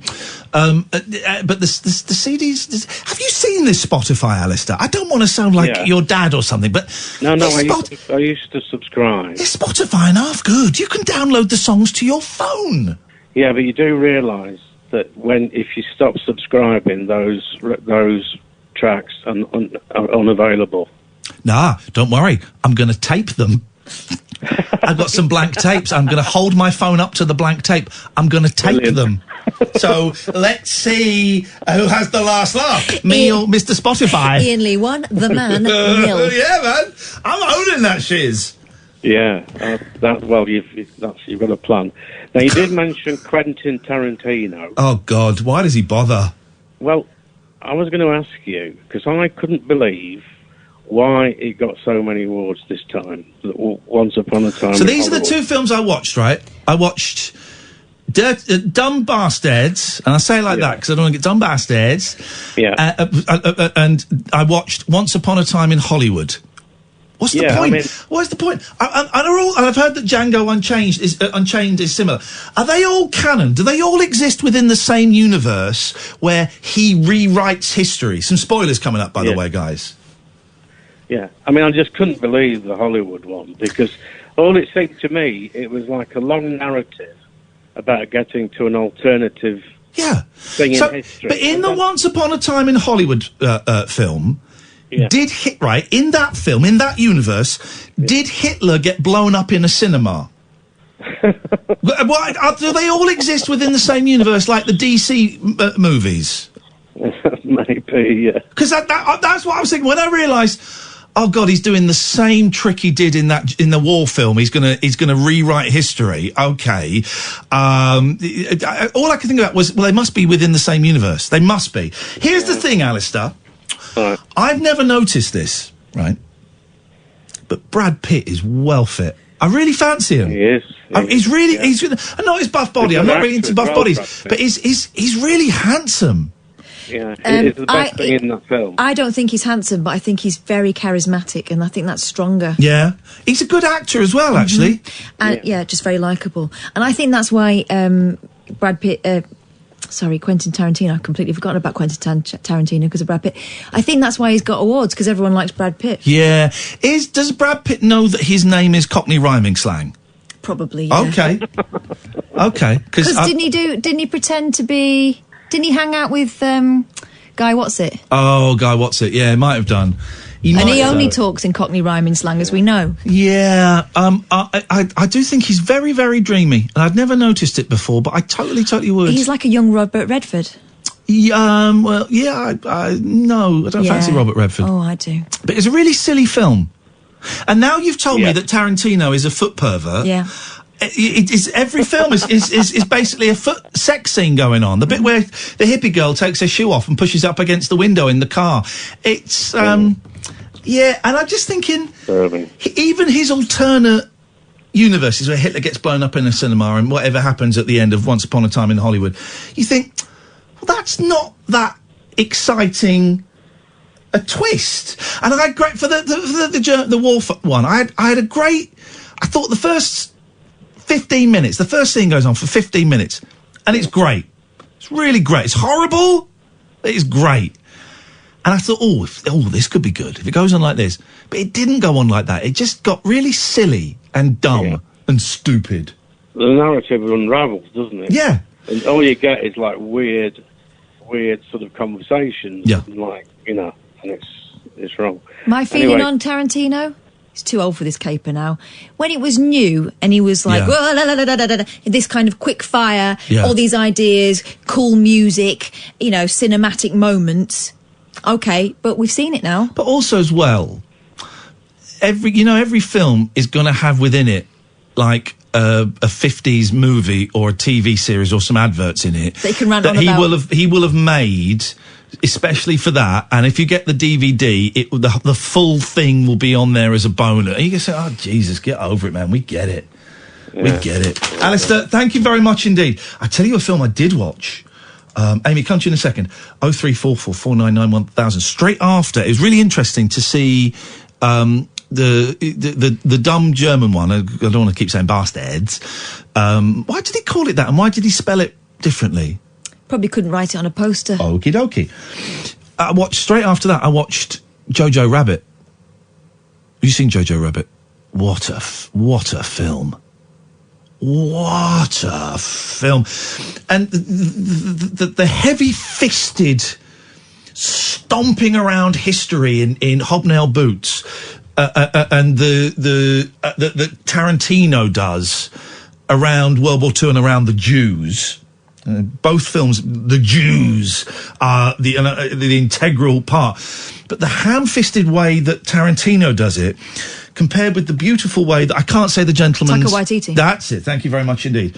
The beautiful, light way that does it, that at first glance is shocking and offensive and is horrendous. And then you go, oh no, it's through the eyes of a 10-year-old. All right, I get it. And he says, some outrageous things in JoJo Rabbit, but it's a 10-year-old trying to act like a big tough Nazi and understand why everyone hates the Jews. Oh, because they hang upside down when they sleep and they've got horns and they can read each other's minds. It's all of that.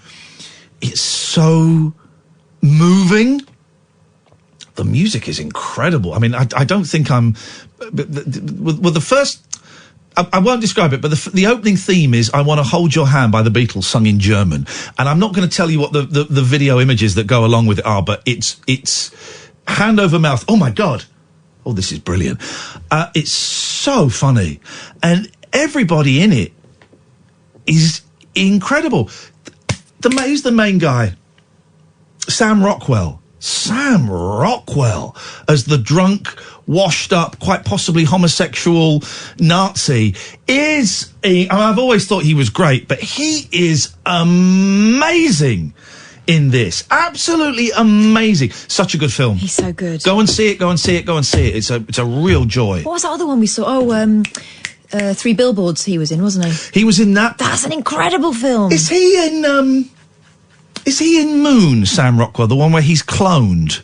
I haven't seen it. I think that's him. That's let's get Sam Rockwell. Can we get Sam Rockwell on the show tomorrow? Forget these piffling guests we have. I want Sam Rockwell in the studio. I'm sure he'll come on. 0344. Oh, watch Moon. You'd like Moon. Moon's good. I think right. it's Sam Rockwell. I'll watch that if you watch Russian Doll. Sounds like a plan. This is Talk Radio. Late night, Iain Lee on Talk Radio.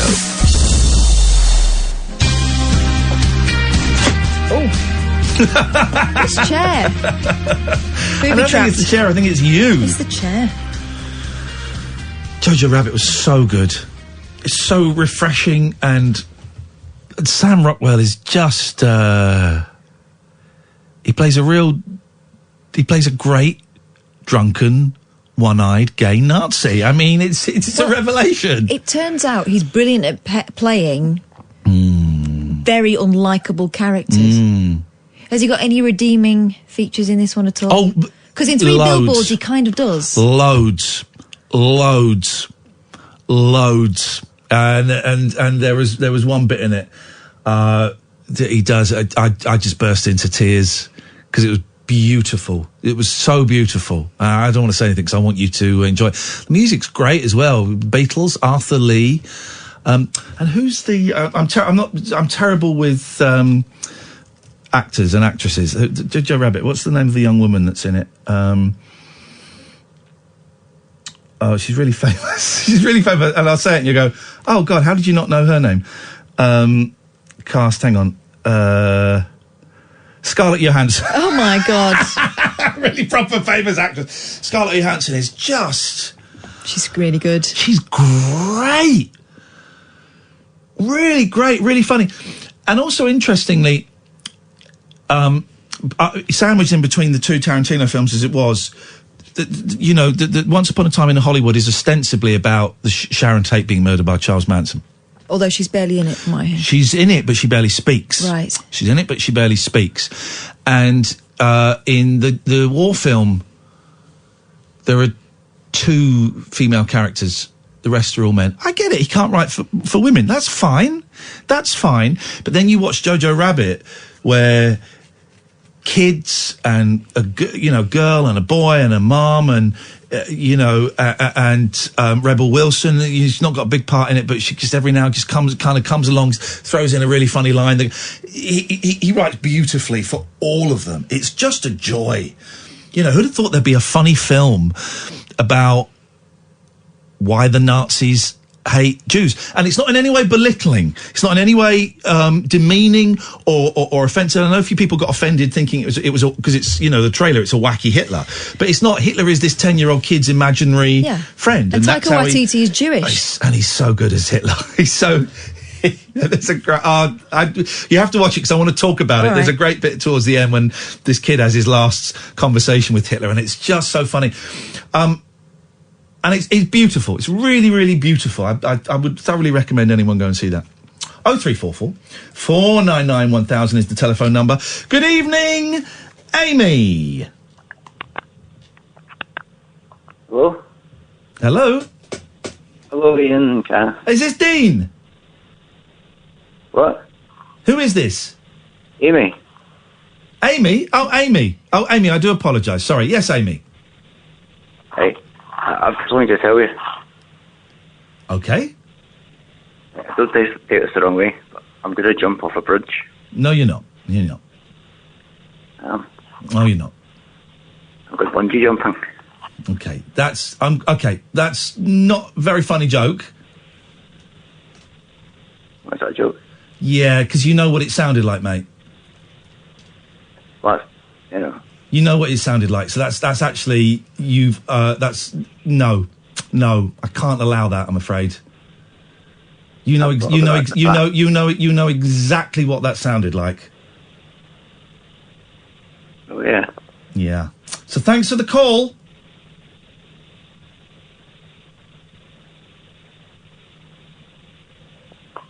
Is that it? Yeah, that's it. We're done. Thanks a lot for the call. You take care. No, I'm not having that. Whose heart sunk then when they thought, whose heart sunk? No, I'm not having that. No. That's not funny. That's not funny. That's not fair on me. That's not fair on me. Or you, Kathy. That's not fair, because now I feel physically nauseous. So when someone says that, I feel physically nauseous. You can't phone up and do that. We're not having that. I wish you the best of luck in life, but I'm not having that. That's unfair. And here's the thing, dear listener. That's really upset me, actually. That's really upset me. I feel sick. That someone, and I'm not saying this in any way to heap shame on you, Amy. If you decide to be shamed, that's your thing. I'm not. But this show is built on trust, and this show has had people phone up who have been in the process of killing themselves or who have wanted to kill themselves. So to phone up and make a joke like that. And also, given the conversations we've been having tonight, come on. I feel nauseous, and I feel very, very upset at that, and that's not fair. I'm really, I'm really struggling with my own mental health at the moment, and I am also struggling with the responsibility that some people, not everyone who calls it, some people are try to put on my shoulders, both in terms of phoning the show, and also recently in terms of some of the comments on my Twitch channel. A few people, I think, have tried to give me responsibility for too much of their life. Hey, listen, if someone's about to kill themselves, I will sit and talk to you all night if I have to, because I don't want to lose anyone else. I don't want to lose any more allies in this war. War is probably the wrong kind of metaphor to use, but that's what sprang to mind. I don't want to lose any more people. If you're genuinely, you've taken an overdose, I'll sit and hold your hand and we'll talk and we'll call an ambulance. I've not got a problem with that at all. If you're struggling with booze and drugs, I can't fix you. At all. But I'm certainly prepared to share with you how I got clean from booze and drugs. Will very, very happily give that information away for free. But I think some people are trying to get rid of too much responsibility from themselves and give it to me. And I'm really struggling with that. I'm really struggling with, what am I struggling with? I'm struggling with people seeing me as the guy to go to if they're unhappy, or if they're depressed, or if they're suicidal, or and I'm not saying this, if you are, suicidal, if you are struggling with booze, give us a call, man. Give us a call. We'll talk about it. But I think a lot of people are turning to me when actually they don't need to turn to me. They could turn to other people, the Samaritans, the doctor, a priest, a friend, a partner, but they choose to turn to me, and that's not fair. Boundaries. Yeah. Boundaries. The other thing is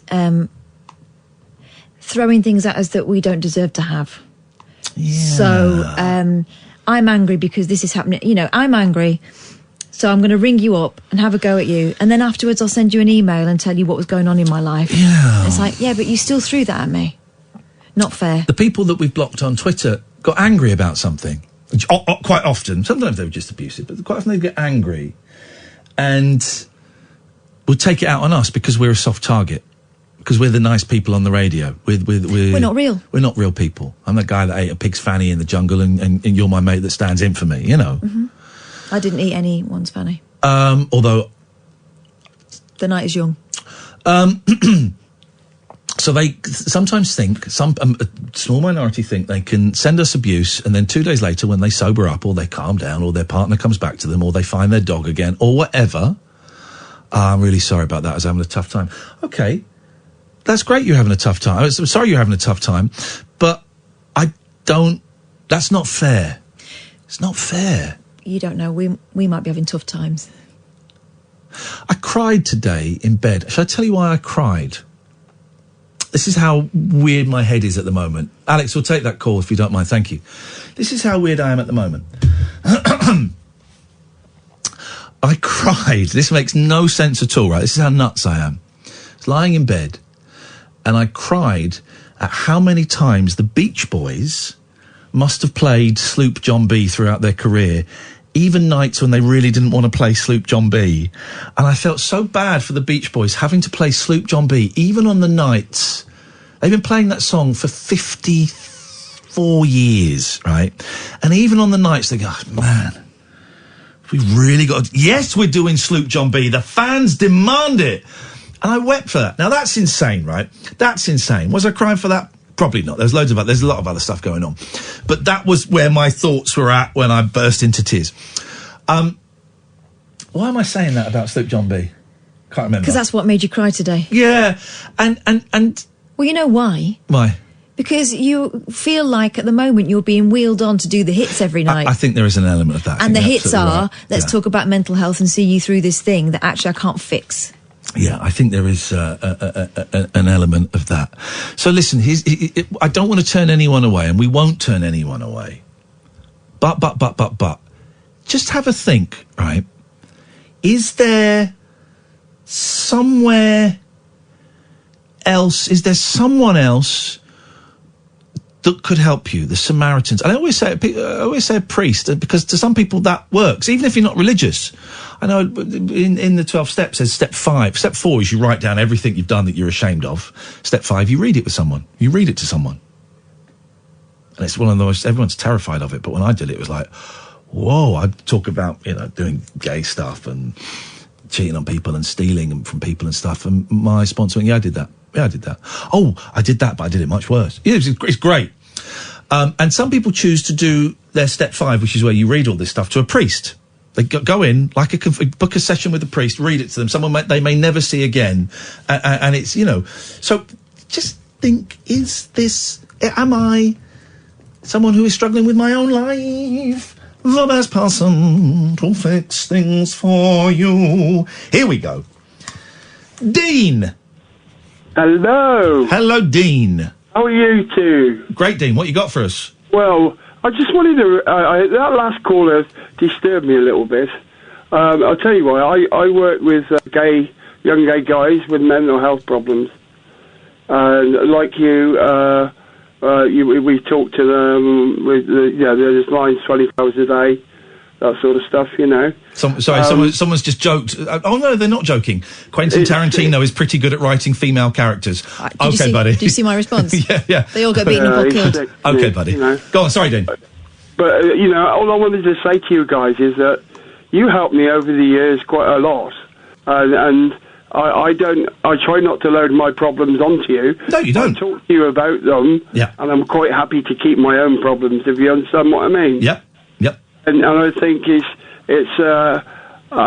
because I do a lot of counselling and that, you do get some baggage tried to be loaded into you, but I've learned over the years how to push it to one side and push it out the door, Yep. And that's very hard to do. But I just want to say to you guys, you do a fantastic job. I listen to you every night. I recently called in quite a few times, but it's taken me about... I listened to you when you were on LBC, that sort of stuff, Yes. That's a long time ago. Yeah. So, the thing is, I want to say to you guys, you do a fantastic job. Thank you, mate. And I love listening to you. You both gel with one another, and I just wish people would respect that, Dean, so do I. But thank you. I've got to move on because I'm going to be late for the news. Thank you so much for your call. Always nice to talk to you. Why am I not seeing some tweets? That one about Quentin Tarantino writing good parts of women. That didn't come up in my feed. I can see it if I click on your reply. And there's been a few tweets. And I've got my Twitter set to latest tweets show up as they happen. But I'm not... Can anyone? Okay, this is Talk Radio. Talk Radio. Across the UK. Late night with Iain Lee on Talk Radio.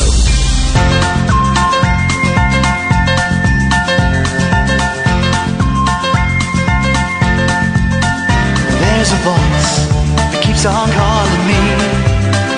Down the road is where I'll always be. Every stop I make a new friend. Can't stay for long, just turn around and I'm gone again.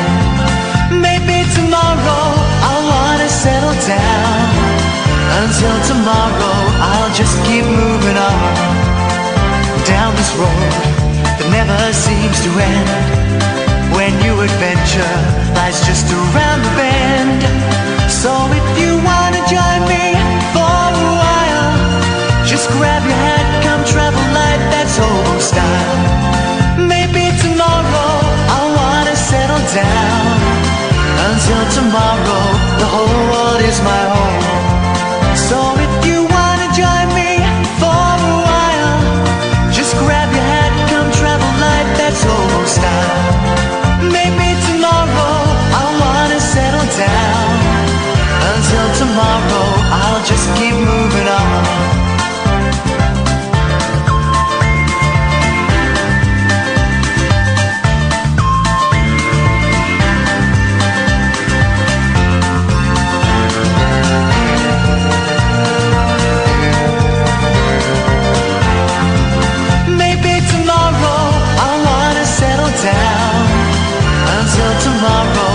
Just keep moving on.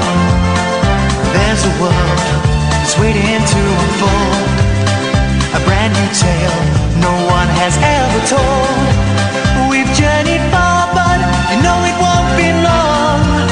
We're almost there and we've paid our fare with a hobo song. Maybe tomorrow I'll wanna settle down.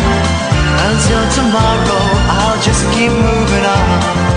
So if you join me for a while, just grab your hat, come travel light, that's old style. Maybe tomorrow I'll find what I call home. Until tomorrow, you know I'm free to roll. Yes, okay, right, 0344 499 1000. Alex, relax. We're going to take calls straight to air for the last hour of the show, so kick your... kick something. Just kick something. Makes you feel great. 0344 499 1000. Don't swear. Don't be libelous. Anyone can phone up. Anyone can do what you want. But here's the thing. When we say be kinder, and it's I'm really going to try. I'm perfectly imperfect. I will not get it right every time. Like a human being, I will lose my temper and I will make mistakes. I can make up for those mistakes. That's great. But also, you can't treat us like shit. That's the thing. Be kinder from us doesn't mean you can come up and make jokes about you're going to kill yourself. That was an awful thing to do. And Amy, that's outrageous. I suspect that you're drunk, but that was a really mean, unpleasant thing to do. And it actually really upset me. And I know it's upset a lot of our listeners. So no. And I can say no while still being kinder, because I'm being kind to myself, I'm being kind to my mate, I'm being kind to the rest of my listeners who don't think that kind of stuff is funny, and I'm being kinder to you. It would have been unfair to go, well, okay, well, that's a nice. And when I was saying, no, you're not, that was me talking someone off out of jumping off a bridge. It wasn't me saying, I don't believe you. That was me saying, that was me trying to talk someone straight away. I'm into, okay, well, let's try and save this guy. Oh, I see, it's a joke. I see, it's a joke. And that might put, here's the important bit, that might put someone off phoning in who really is sat on the edge of a bridge. 11 months ago, I was stood on a bridge about to jump off. There's some fun for you guys. It's a true story. It's based on a true story. I was stood on a bridge about to jump off. I was all set to do it. And I managed, after quite some time, to phone up Chip Summers, who we had in a few weeks ago, and he just barks at me, walk off the bridge. Just walk off the bridge. I'm not talking to you, I know that you've walked off the bridge. Just turn and walk off the bridge, you idiot. Do it now. And I did, and then I phoned Kath, and Kath came and rescued me. Ba ba ba ba ba ba ba ba ba. I'll take that call. So, no. Jokes like that are not funny. Don't do it. You're welcome to call back, okay? You're welcome to call back, but any more of that shit and you're out, and your card is marked and you're banned from my show. Okay? Lovely. 0344 499 1000 is the telephone number. The call I was just about to go to disappeared. I was talking too long. 7-second delay, 14 seconds actually. We have a double dump. Do you remember the first time we used the double dump and everyone got very excited? Yeah, what luxury. What luxury. Don't swear, don't be libelous, and I have to say this in 2020, don't be racist. I know what a world we live in. Line 1, you're on the wireless. Hello? Hello, you're on the air. Hello, who is this? This is Ian. I don't know who Ian is, sorry. This is Bridge Street Student Accommodation. Okie dokie. Thanks for your call. Hello. Let's go to line 2. Line 2, you're on the wireless. Hello, Catherine. Hello, Catherine's guest, whose name I didn't catch. Cheeky. Was it? Cheeky little saucisson. This is Pete, who I said, if he gets 1,000 followers on Twitter for his masturbatory project, What's on the Tapes, where he buys... How many VHS tapes have you bought so far? Oh... It's 400, and I also had And how many pirate blueies have you happened upon? 1. Have you? Oh, mate! Have you found it? Yeah, it was like go on. 10th generation copy of one called Nothing to Hide from 1981. Oh, mate, please. Please. If you find any homemade. Anyway, so Pete buys these videos and he goes through them, and if he finds any treasure, including Mick Hucknall going, Irie... as he receives an award from Cliff Richard. Have you seen that? No. Oh, let me find it. Well, is it What's on the Tapes? There we go. Got it. What's on the Tapes? Right, yeah. Let's see.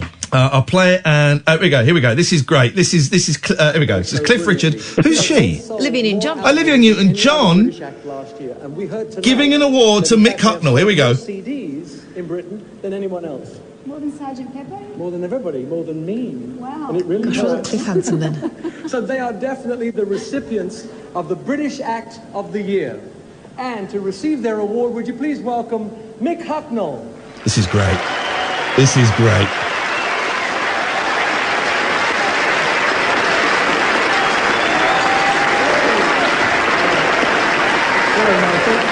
Nice one. Good work. Honoured to receive the award from Cliff and Olivia. I'd like to say thank you to my management, all the band, all the guys and the girls, and everybody who's friends with me, and, you know, peace and love, Irie. Oh, no, come on. Peace and love, Irie. That's the kind of stuff you can find at What's on the Tapes, and he does it, and he puts it on YouTube, and he sometimes does them live on Twitch. And I've said that if he gets over 1,000 followers on Twitter, he can come on this show as a guest. You've only got 549. What are you doing ringing up, boy? Well, you know, yeah. It slowed down after that initial... It'll come back. 549 is great, in all seriousness. That's great. Are you having fun doing it? Absolutely. Yeah, I mean, I kind of wish that I had more space to not have to look at them every waking hour. Have you got enough to make a throne out of VHS tapes? I mean, I probably have, but I don't know if I've got room to put the throne. Get rid of the bed. Make a throne of tapes. Go insane, right? Get rid of all your furniture, make a throne of tapes, rip a tape and make a crown out of it. Actually, that would be an excellent podcast cover. Picture. Well, it'll be great. I mean, how have we not got to the point where I've gone insane already? This is... I think, I've noticed some of your replies on Twitter and your YouTube channel have been a little bit snarky. You're like both men in the movie Lighthouse, just quite rapidly going insane. on Twitter, I've generally been alright. There's been a few people on YouTube who are enthusiastic but don't necessarily have the... Can I ask you a question, skills to... Yeah. Could you post any of the Thames TV news that was presented? There was a guy called Andrew somebody who used to present the Thames local news. Could you post some of those up for me, please? I would love to. Love to. I look forward to seeing that tomorrow, if that's all right. Yeah, sure. Thanks, Why not? Any requests, Catherine? Can I have the adverts, but only the adverts from Carlton circa 1982? No, I've burned all the Carlton adverts. Guys, I hate to break it to you. Carlton, I'm afraid, didn't come into existence until the late 80s. It wasn't around in 1982. Pete, thank you very much indeed. At What's on the Tapes, it really is fun and stupid and dumb and wonderful, and I love it. I'm lapping it up, and he's doing it. He's making something, and it's great. It's like a lucky dip time machine. Oh, and some of the stuff he finds, I'm not interested in. Some of it, I absolutely love, and that's the joy of it. That's the joy of it. It's the idea that someone's taped over something. Yeah. And what they've taped over. He tweeted the other day, Brilliant! I found the last 5 minutes of a going for gold. Of a going for gold. Line 2, you're on the wireless. It's Marilyn. Hello, Marilyn. Long time since I've phoned. Isn't it? It's been ages, actually. What you got for us?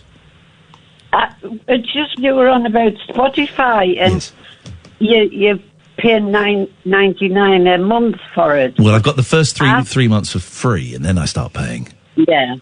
I've had it off for about 5 years, but I don't pay anything, but I have to have the adverts. Yes, well, here's the thing.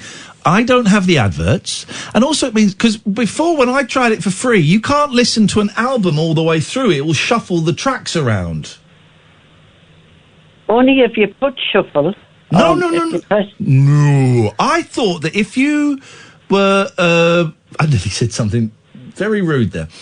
If you didn't pay, I always struggled in the past to listen to stuff properly, when I hadn't paid, but, maybe I got it wrong.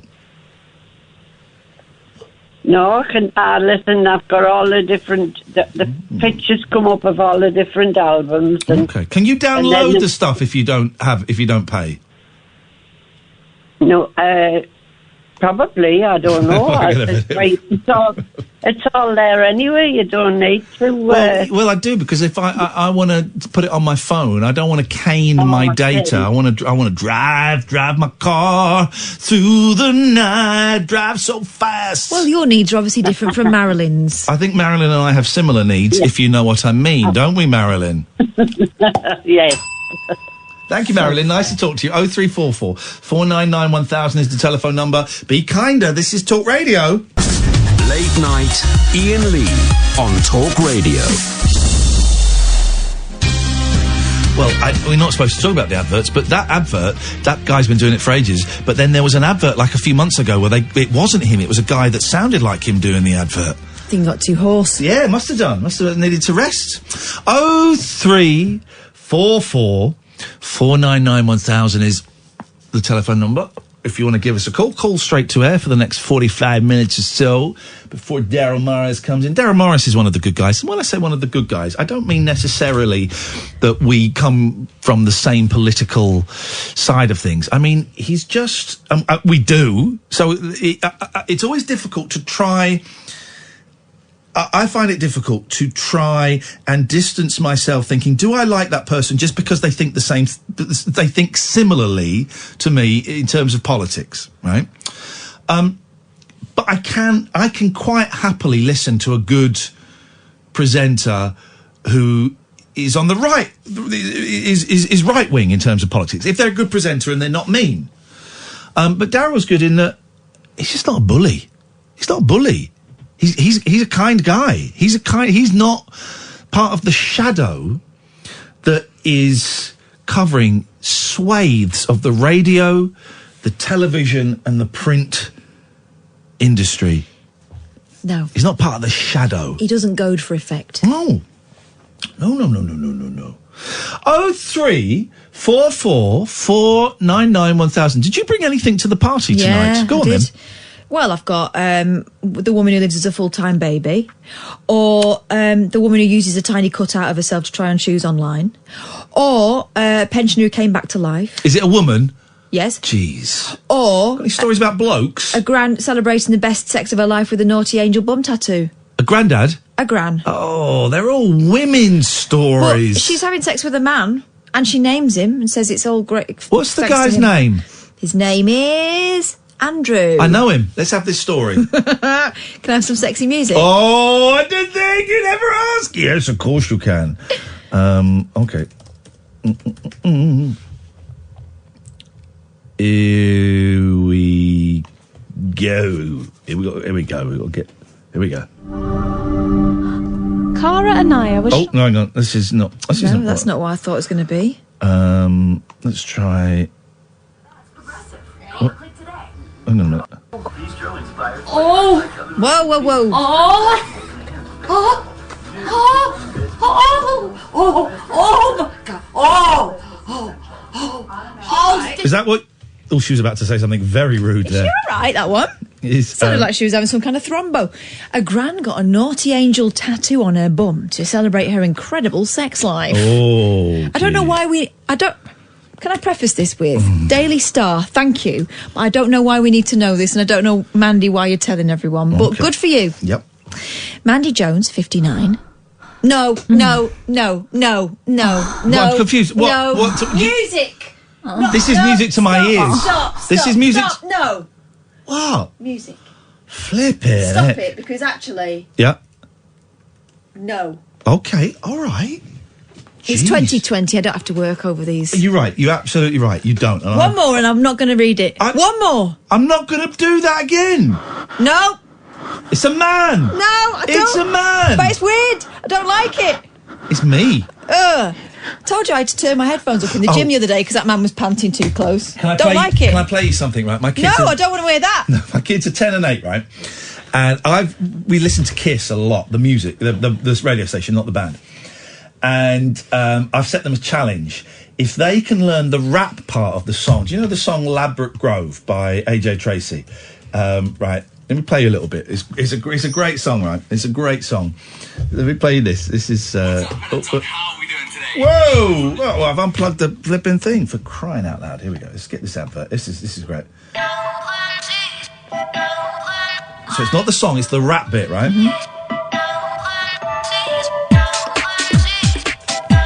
With a bump and flex. Oh, come on now. Mystique.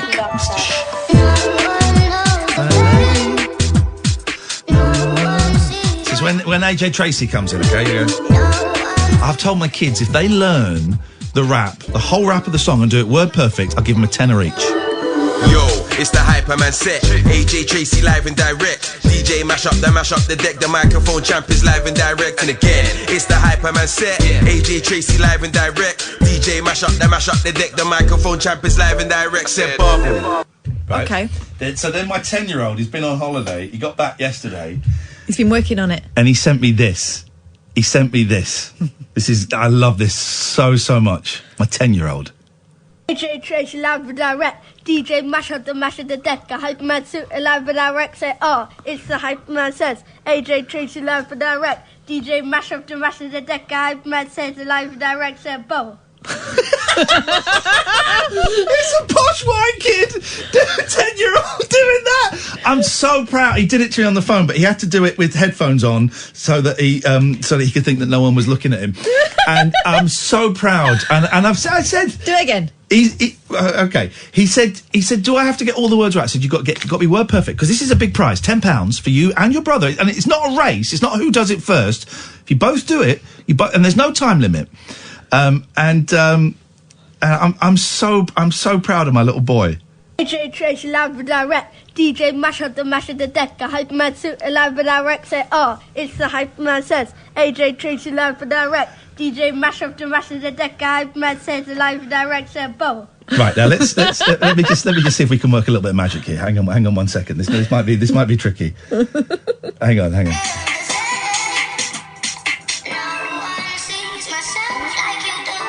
AJ Tracey live and direct. Right. DJ mash up. Right, he comes in there. Okay, hang on. He's already lost his tenner. AJ Tracey live and direct. DJ mash up the deck. The Hyperman suit live and direct. Say, it's the Hyperman says. AJ Tracey live and direct. DJ mash up the deck. The Hyperman says live and direct. Say, Bo.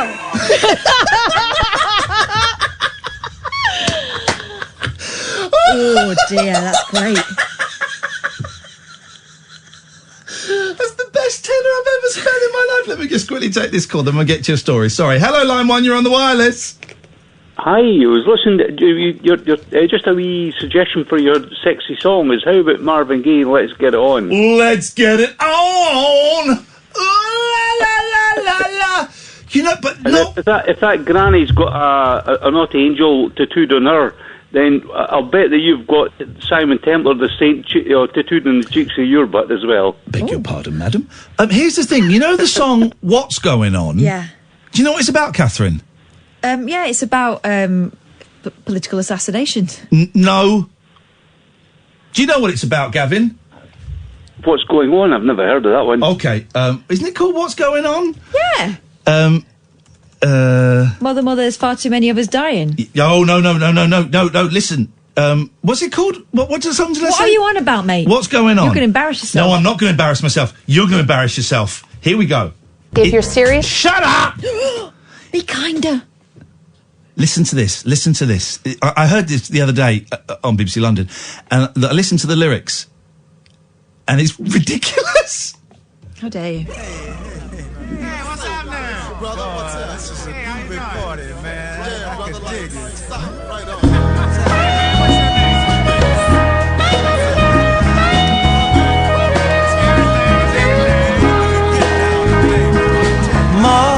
Mother, there's too many. Okay, it's the wrong song. You idiot. No, I'm not an idiot, right? What are you going to do? No, sorry? Are you going to do a sexy one of his sexy ones? Hang on a minute. I'm not an idiot. I'm not an idiot, actually, and I would like you to retract that immediately. That was an idiotic thing to do. Thank you very much indeed, which is different from being an idiot. Yeah. No, hang on a minute. There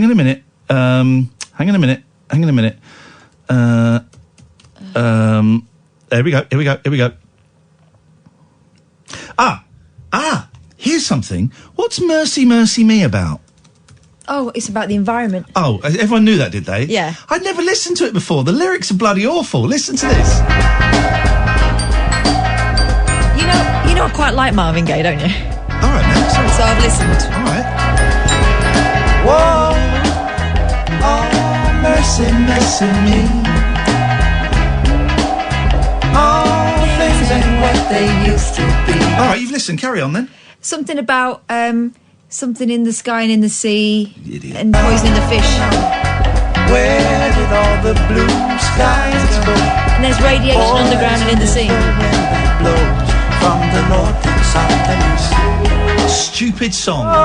Listen to this bit about the fish. Mercury. Yeah. You can get mercury poison from eating too much fish. Please be quiet.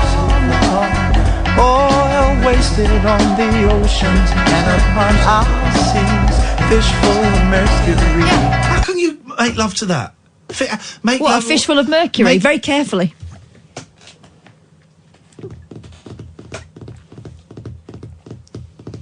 Greta Thunberg is siding up with a pervert. Well, he was a bit of a pervert. Shot by his own dad with a gun that he bought him. Yeah, I know. You can't make love. You can't make love to that. You don't have to make love to all of Marvin Gaye's songs. Well, some of them are inappropriate. It just seems to me, I've heard that. I've made love to that song. Have you? And I didn't know it was about Greta Thunberg. Oh, my God. No. And that is exactly... Retract. No, well, no. Retract. But the whole... you know what I mean? The environment and stuff. If Marvin Gaye were alive now, I'd kill him. Oh, my God. Because that is out of order. He's taking advantage of my good nature. Be kinder, but don't be a dick. Like He Marvin. didn't write that thinking, oh, I better be careful, because Ian Lee will do it to anything. He knows that people buy his music to have it off with. No, you're thinking of Barry White. Ah, because I'm being casually racist. Line one, you're on the wireless. How are we doing, guys? None of your business. Sorry, be kinder. I'm fine, yeah, great, man. I'm great, I'm having a great time. Good. It's Jamie, Christina's partner. Oh, hey, Jamie, how you doing? I'm good. Do you remember me? You had me on stage. We played a bit of Guess Who and we won the record player. I do remember you, yes. How's it going?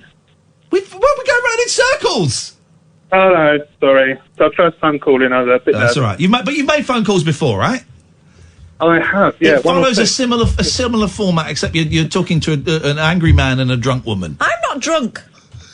Yet. Right. What can we do for you, Big J?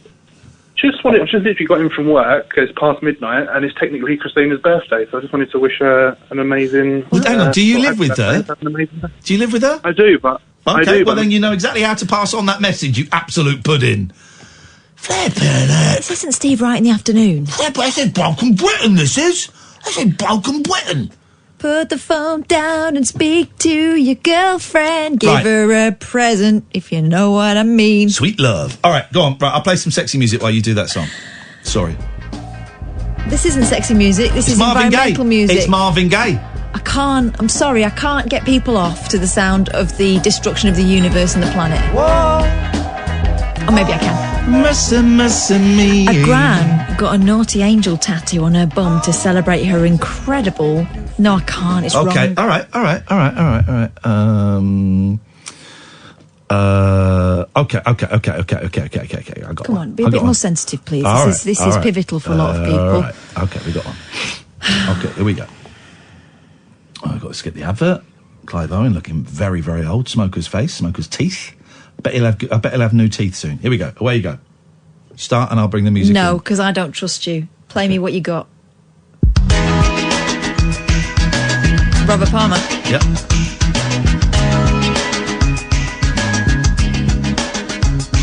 Can I have a different song?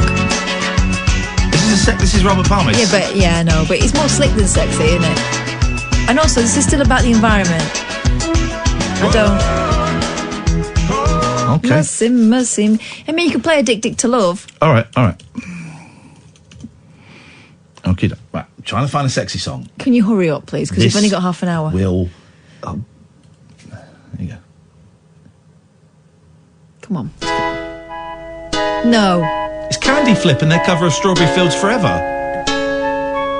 Is that about sexiness? I think it's about, like heavy drug use, isn't it?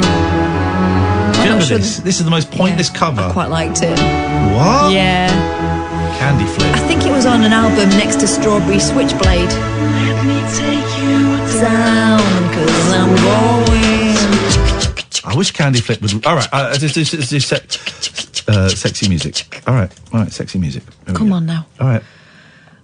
Here we go. I feel like this is not going to be good now. This is from an album called Porn Lounge, the perfect soundtrack for making love and sexy relaxation. Now, what is sexy relaxation? Is that when you, like, loosen your belt and scratch your balls? I was going to say, yeah, it involves legs akimbo. Okay, let's hear your story. A gran. After this trailer. Oh, come on! Late night, Iain Lee on Talk Radio. Dan Wootton, of course, has taken over the drive time slot from Eamon Holmes. And, like Eamon, is hardly in.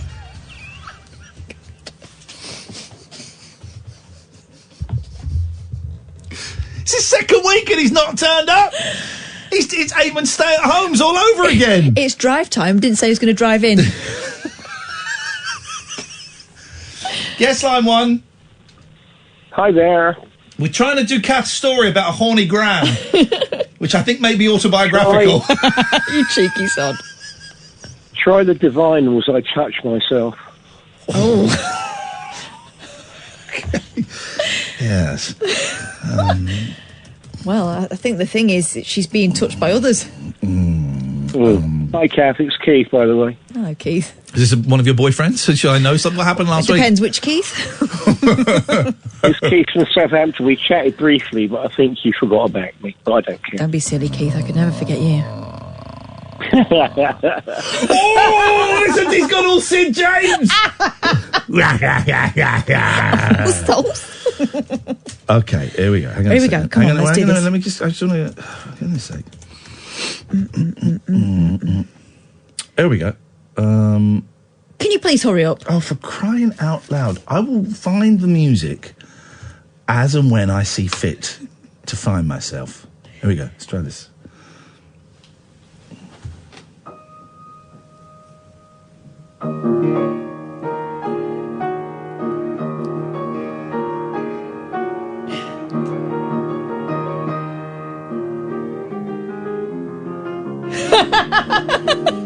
No, this is like the Kids from Fame version. Okay, all right.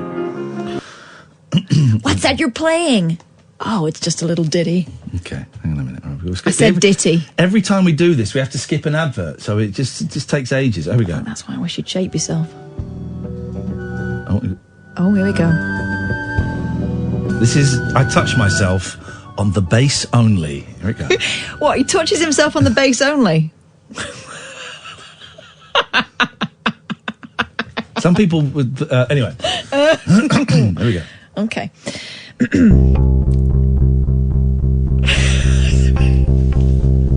See your story. What's he touching the bass with?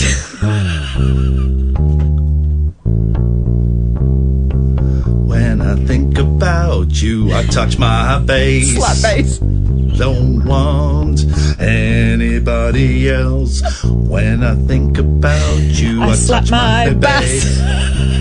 Slap bass. I used to think it was on my keyboard. Slap bass. It's a fish.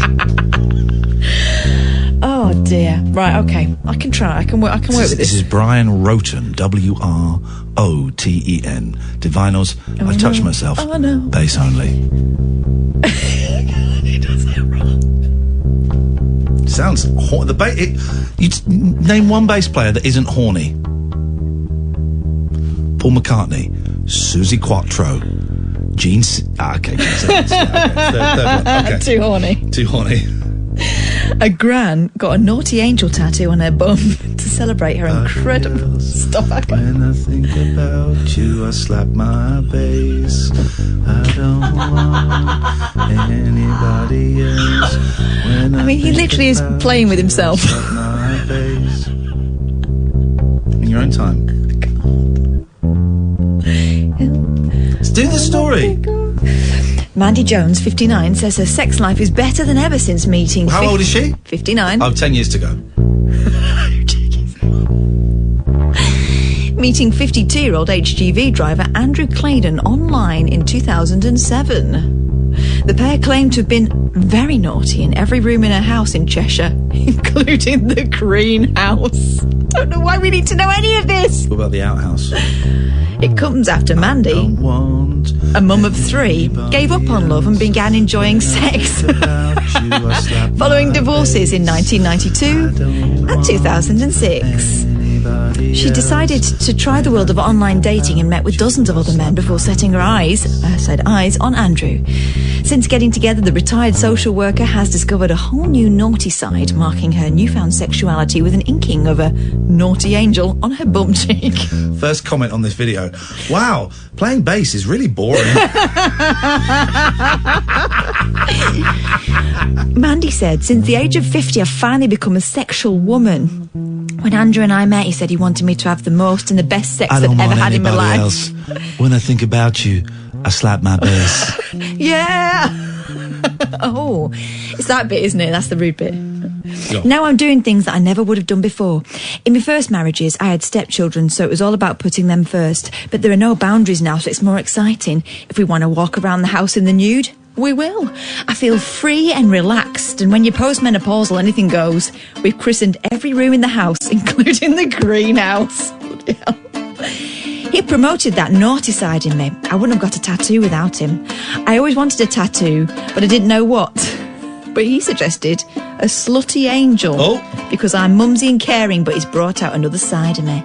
And angels are sluts, actually, when you think about it. Mandy first tied the knot at the age of 26, but the marriage broke down 5 years later before her second husband left without warning in 2006.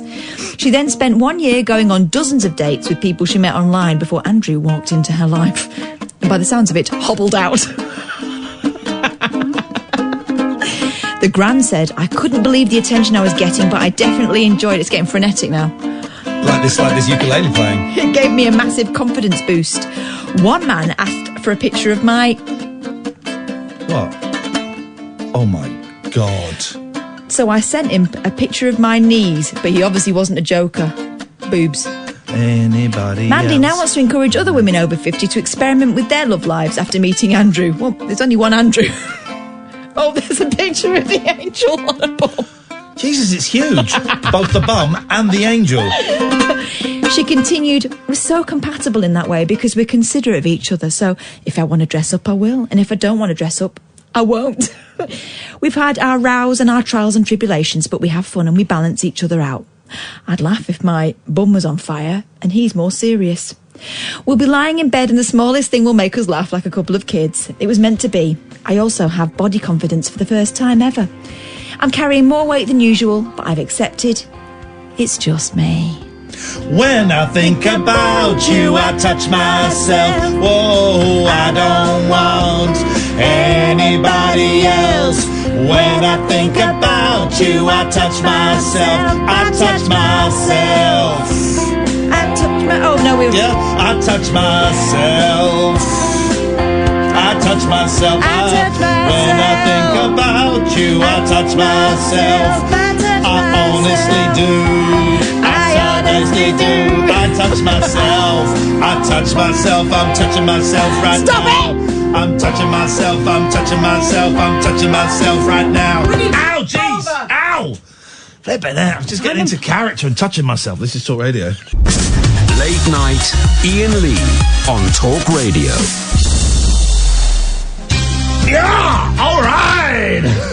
Let's go. I'll call straight to air if you want to call in. 0344 499 1000 is the telephone number. Don't swear, don't be libelous, don't be racist. Line 1, you're on the wireless.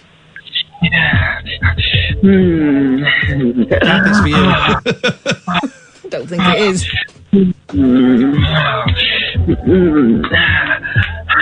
Okie dokie, thank you very much indeed. Gosh, wow. Wowzers. Alex, have you been giving out this phone number to people?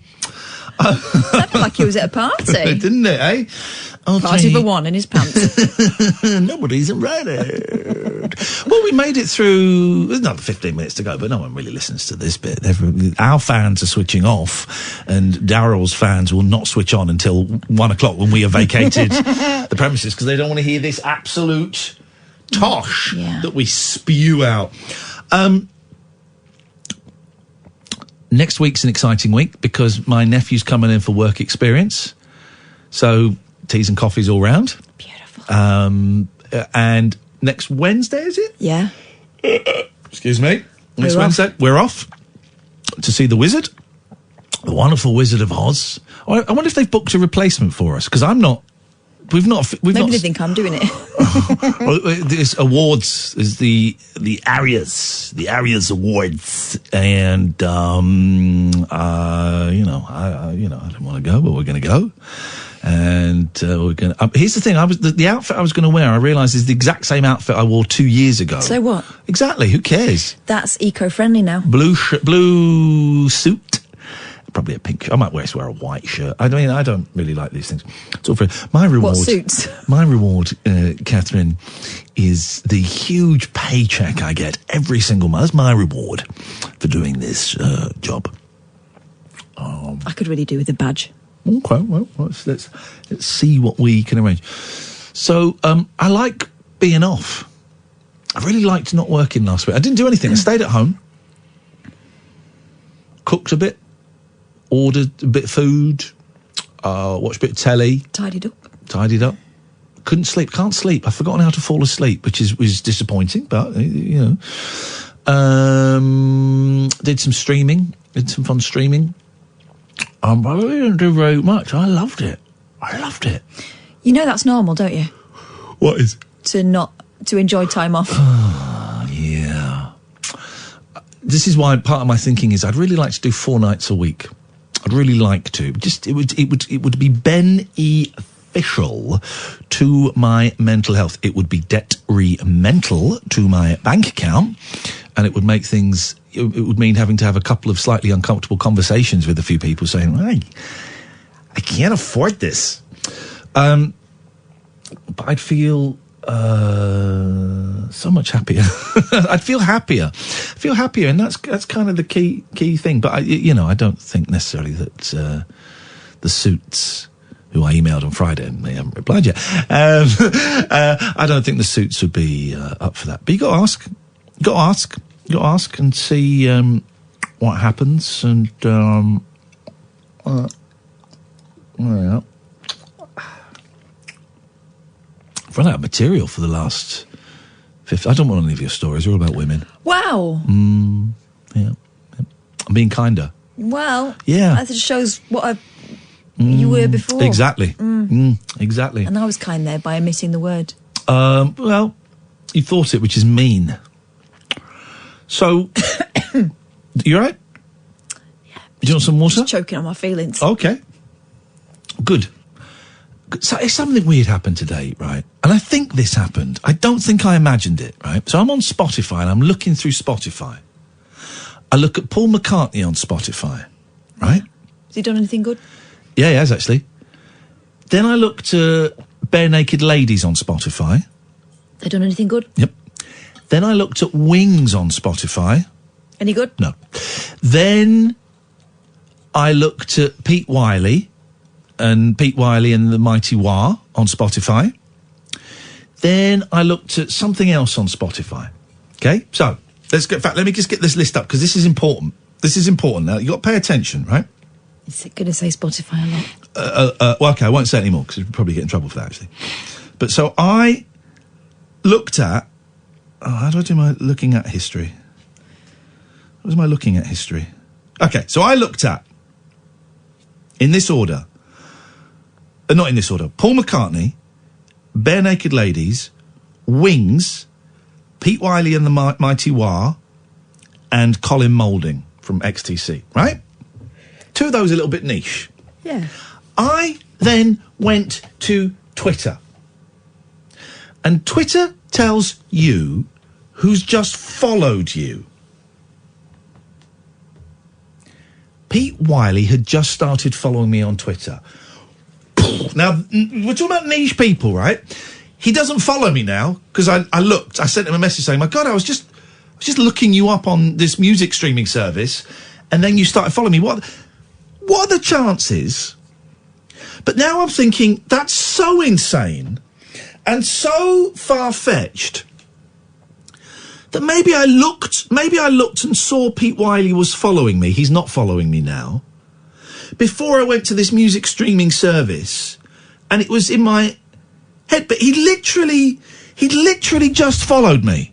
Doesn't follow me anymore. Hello? I'm just looking at his feed. Right. To see if he liked anything of yours. He did like something of mine. The one about Chris Packham. People being mean to Chris Packham. Why would you be mean to Chris Packham? Imagine thinking, do you know what I want to get today? Chris Packham, piece of trash. I'm going to destroy that scumbag who just wants to look after animals. That goddamn piece of trash. Pete Wiley. I mean, it's a niche one. I had to tell you, I had to play a song when it came in. And then I went, oh, yeah. Yeah, it's a great song. But isn't that weird? If it happened, I'm living in a world where I'm not sure if what is happening is actually happening anymore. And I love it. Love it. You know what I'm going to do tonight? Get a Mackie D's on the way home. Get that new spicy BBQ burger. Chicken flavour. The spicy one, because I like the sweet and sticky. That's the same one I mean. It's not spicy. Well, it is a little bit. Careful what you ask for. You might get Okie dokie. But it's good. All right, let's go to line 1. You're on the wireless. Hello. Hello, you're on the air. I just have to say, your son is the cutest. Like, that rap was so cool. Wasn't he good? The tenor.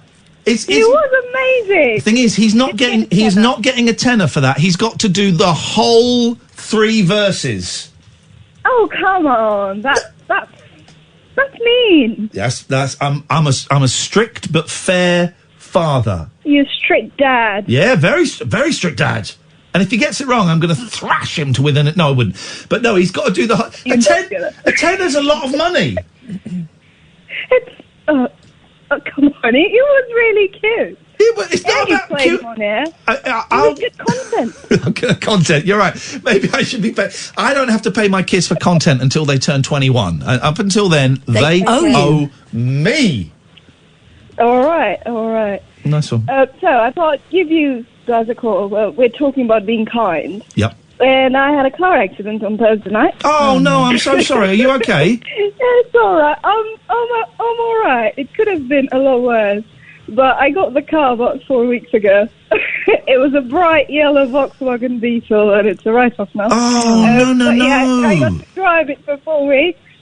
And, no one died. That's the main thing. Well, that's great. That's great. Are you injured in any way? Yes, I have a lot of stitch on my face. Oh, so I look like a Chucky doll. Flipping heck. Flipping heck. Yeah. You said, well, at least you're laughing about it. I can't laugh because every time I laugh, it hurts because it pulls the muscle. And I'm quite a I'm a very expressive person, so I like to move my muscles a lot and raise my eyebrow. And every time I'm trying to do it, it hurts. So I'm having a pity party. Can you not have like eyebrows on sticks and lift them up when you wouldn't want to lift them? That's a good idea. So when I was in the field, there were 3 people who stopped. And actually, they were very kind. They helped me. They stayed with me the whole time until the ambulance arrived. Called the police, dealt with it. And there's this lady, she took me in her car, gave me a flannel to sort of hold the cuts to stop the bleeding and stuff. And my blood was all over her car and I felt so bad. And now I feel even worse because I can't remember her name. And I know she lived in the same area. The accident happened outside the town. But she told me she lived, nearby, where I live, about 10 minutes drive.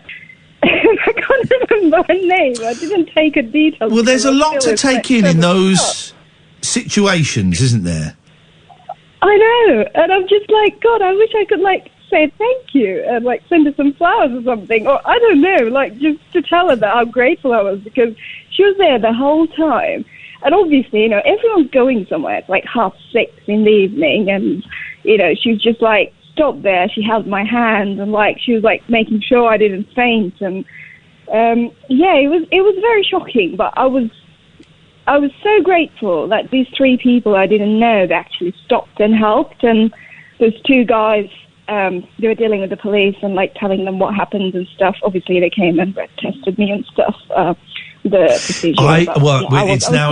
It's now literally 12 months to the day since my car crash, and I had a breath test, and I hadn't drunk for a year. But still, isn't that breath test? Even if you don't drink, you think, oh my God, well, what if I fail it? It's terrifying, isn't it? At least I found it terrifying anyway. It's annoying, isn't it? And you feel so naughty. I find it quite annoying. Yeah, you're just okay. It's just okay. And then they're just the stick, the one you breathe into. Yeah. They're keep breathing, keep blowing, and yeah, but what? But the guy who did it, he just gave it to me. He was here we go, gift from the police. And I'm oh, you get to keep the stick? You get to keep the little stick? And I'm what the hell? And they were obviously asking me where I was going, and I was actually going to a salsa class.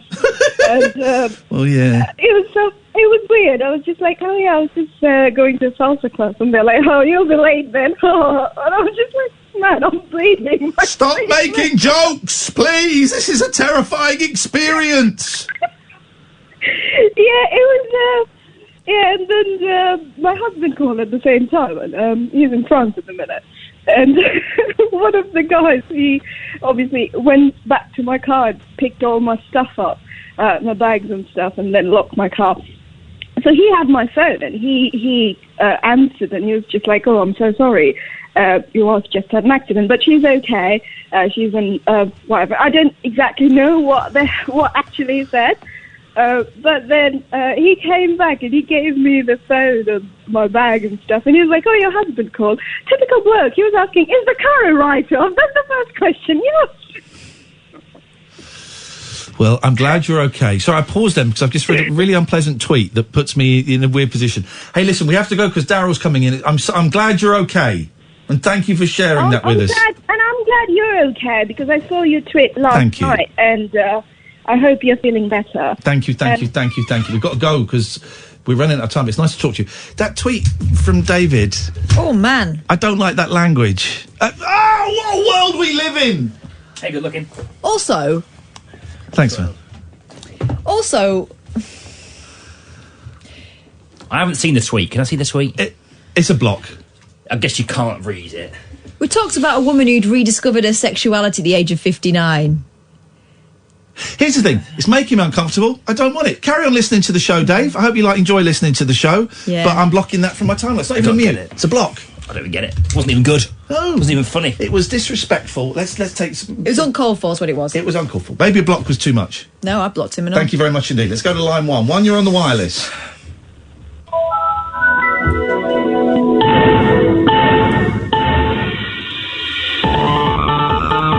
Jeez.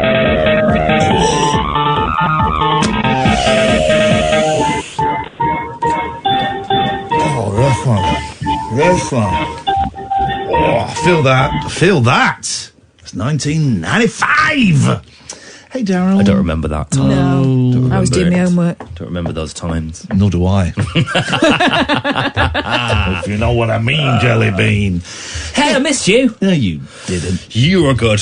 She was great, wasn't she? She was real good. She's my favourite radio presenter. I don't understand why she doesn't have a show. I do, because she's lazy. Yeah. Yeah, God. She's lazy. That's why she doesn't have her own radio show. Not like you and me, Daryl. We work hard. We worked hard, haven't we? We worked We've hard. earned this, haven't we? We've earned this, mate. Yes. Well, we've earned this. Yeah, it's nice. I missed you too. Did you? No. No. Didn't miss any of it. No. Didn't miss any of it. No. Getting rid of overnights at BBC London. I've heard about that. Yeah. What, all together? So that's going to They're go going all to go together? to simulcast 5 Live. Everyone's got the boot. Duncan, Jim, Petrie. Right. That's because they can't compete with you. Clearly. Exactly, mate. The rampage has begun. You have 16 seconds. Don't need it. It's going to be great. There's no other option. There are no other radio stations on at this shows on at this time of the day. Well, no. It's at the end of March. They're getting rid of it. Okay. Well, get used to being here then. Get your feet under the table over here, my friends. This is the future. You really wasted that talk up. Talk Radio.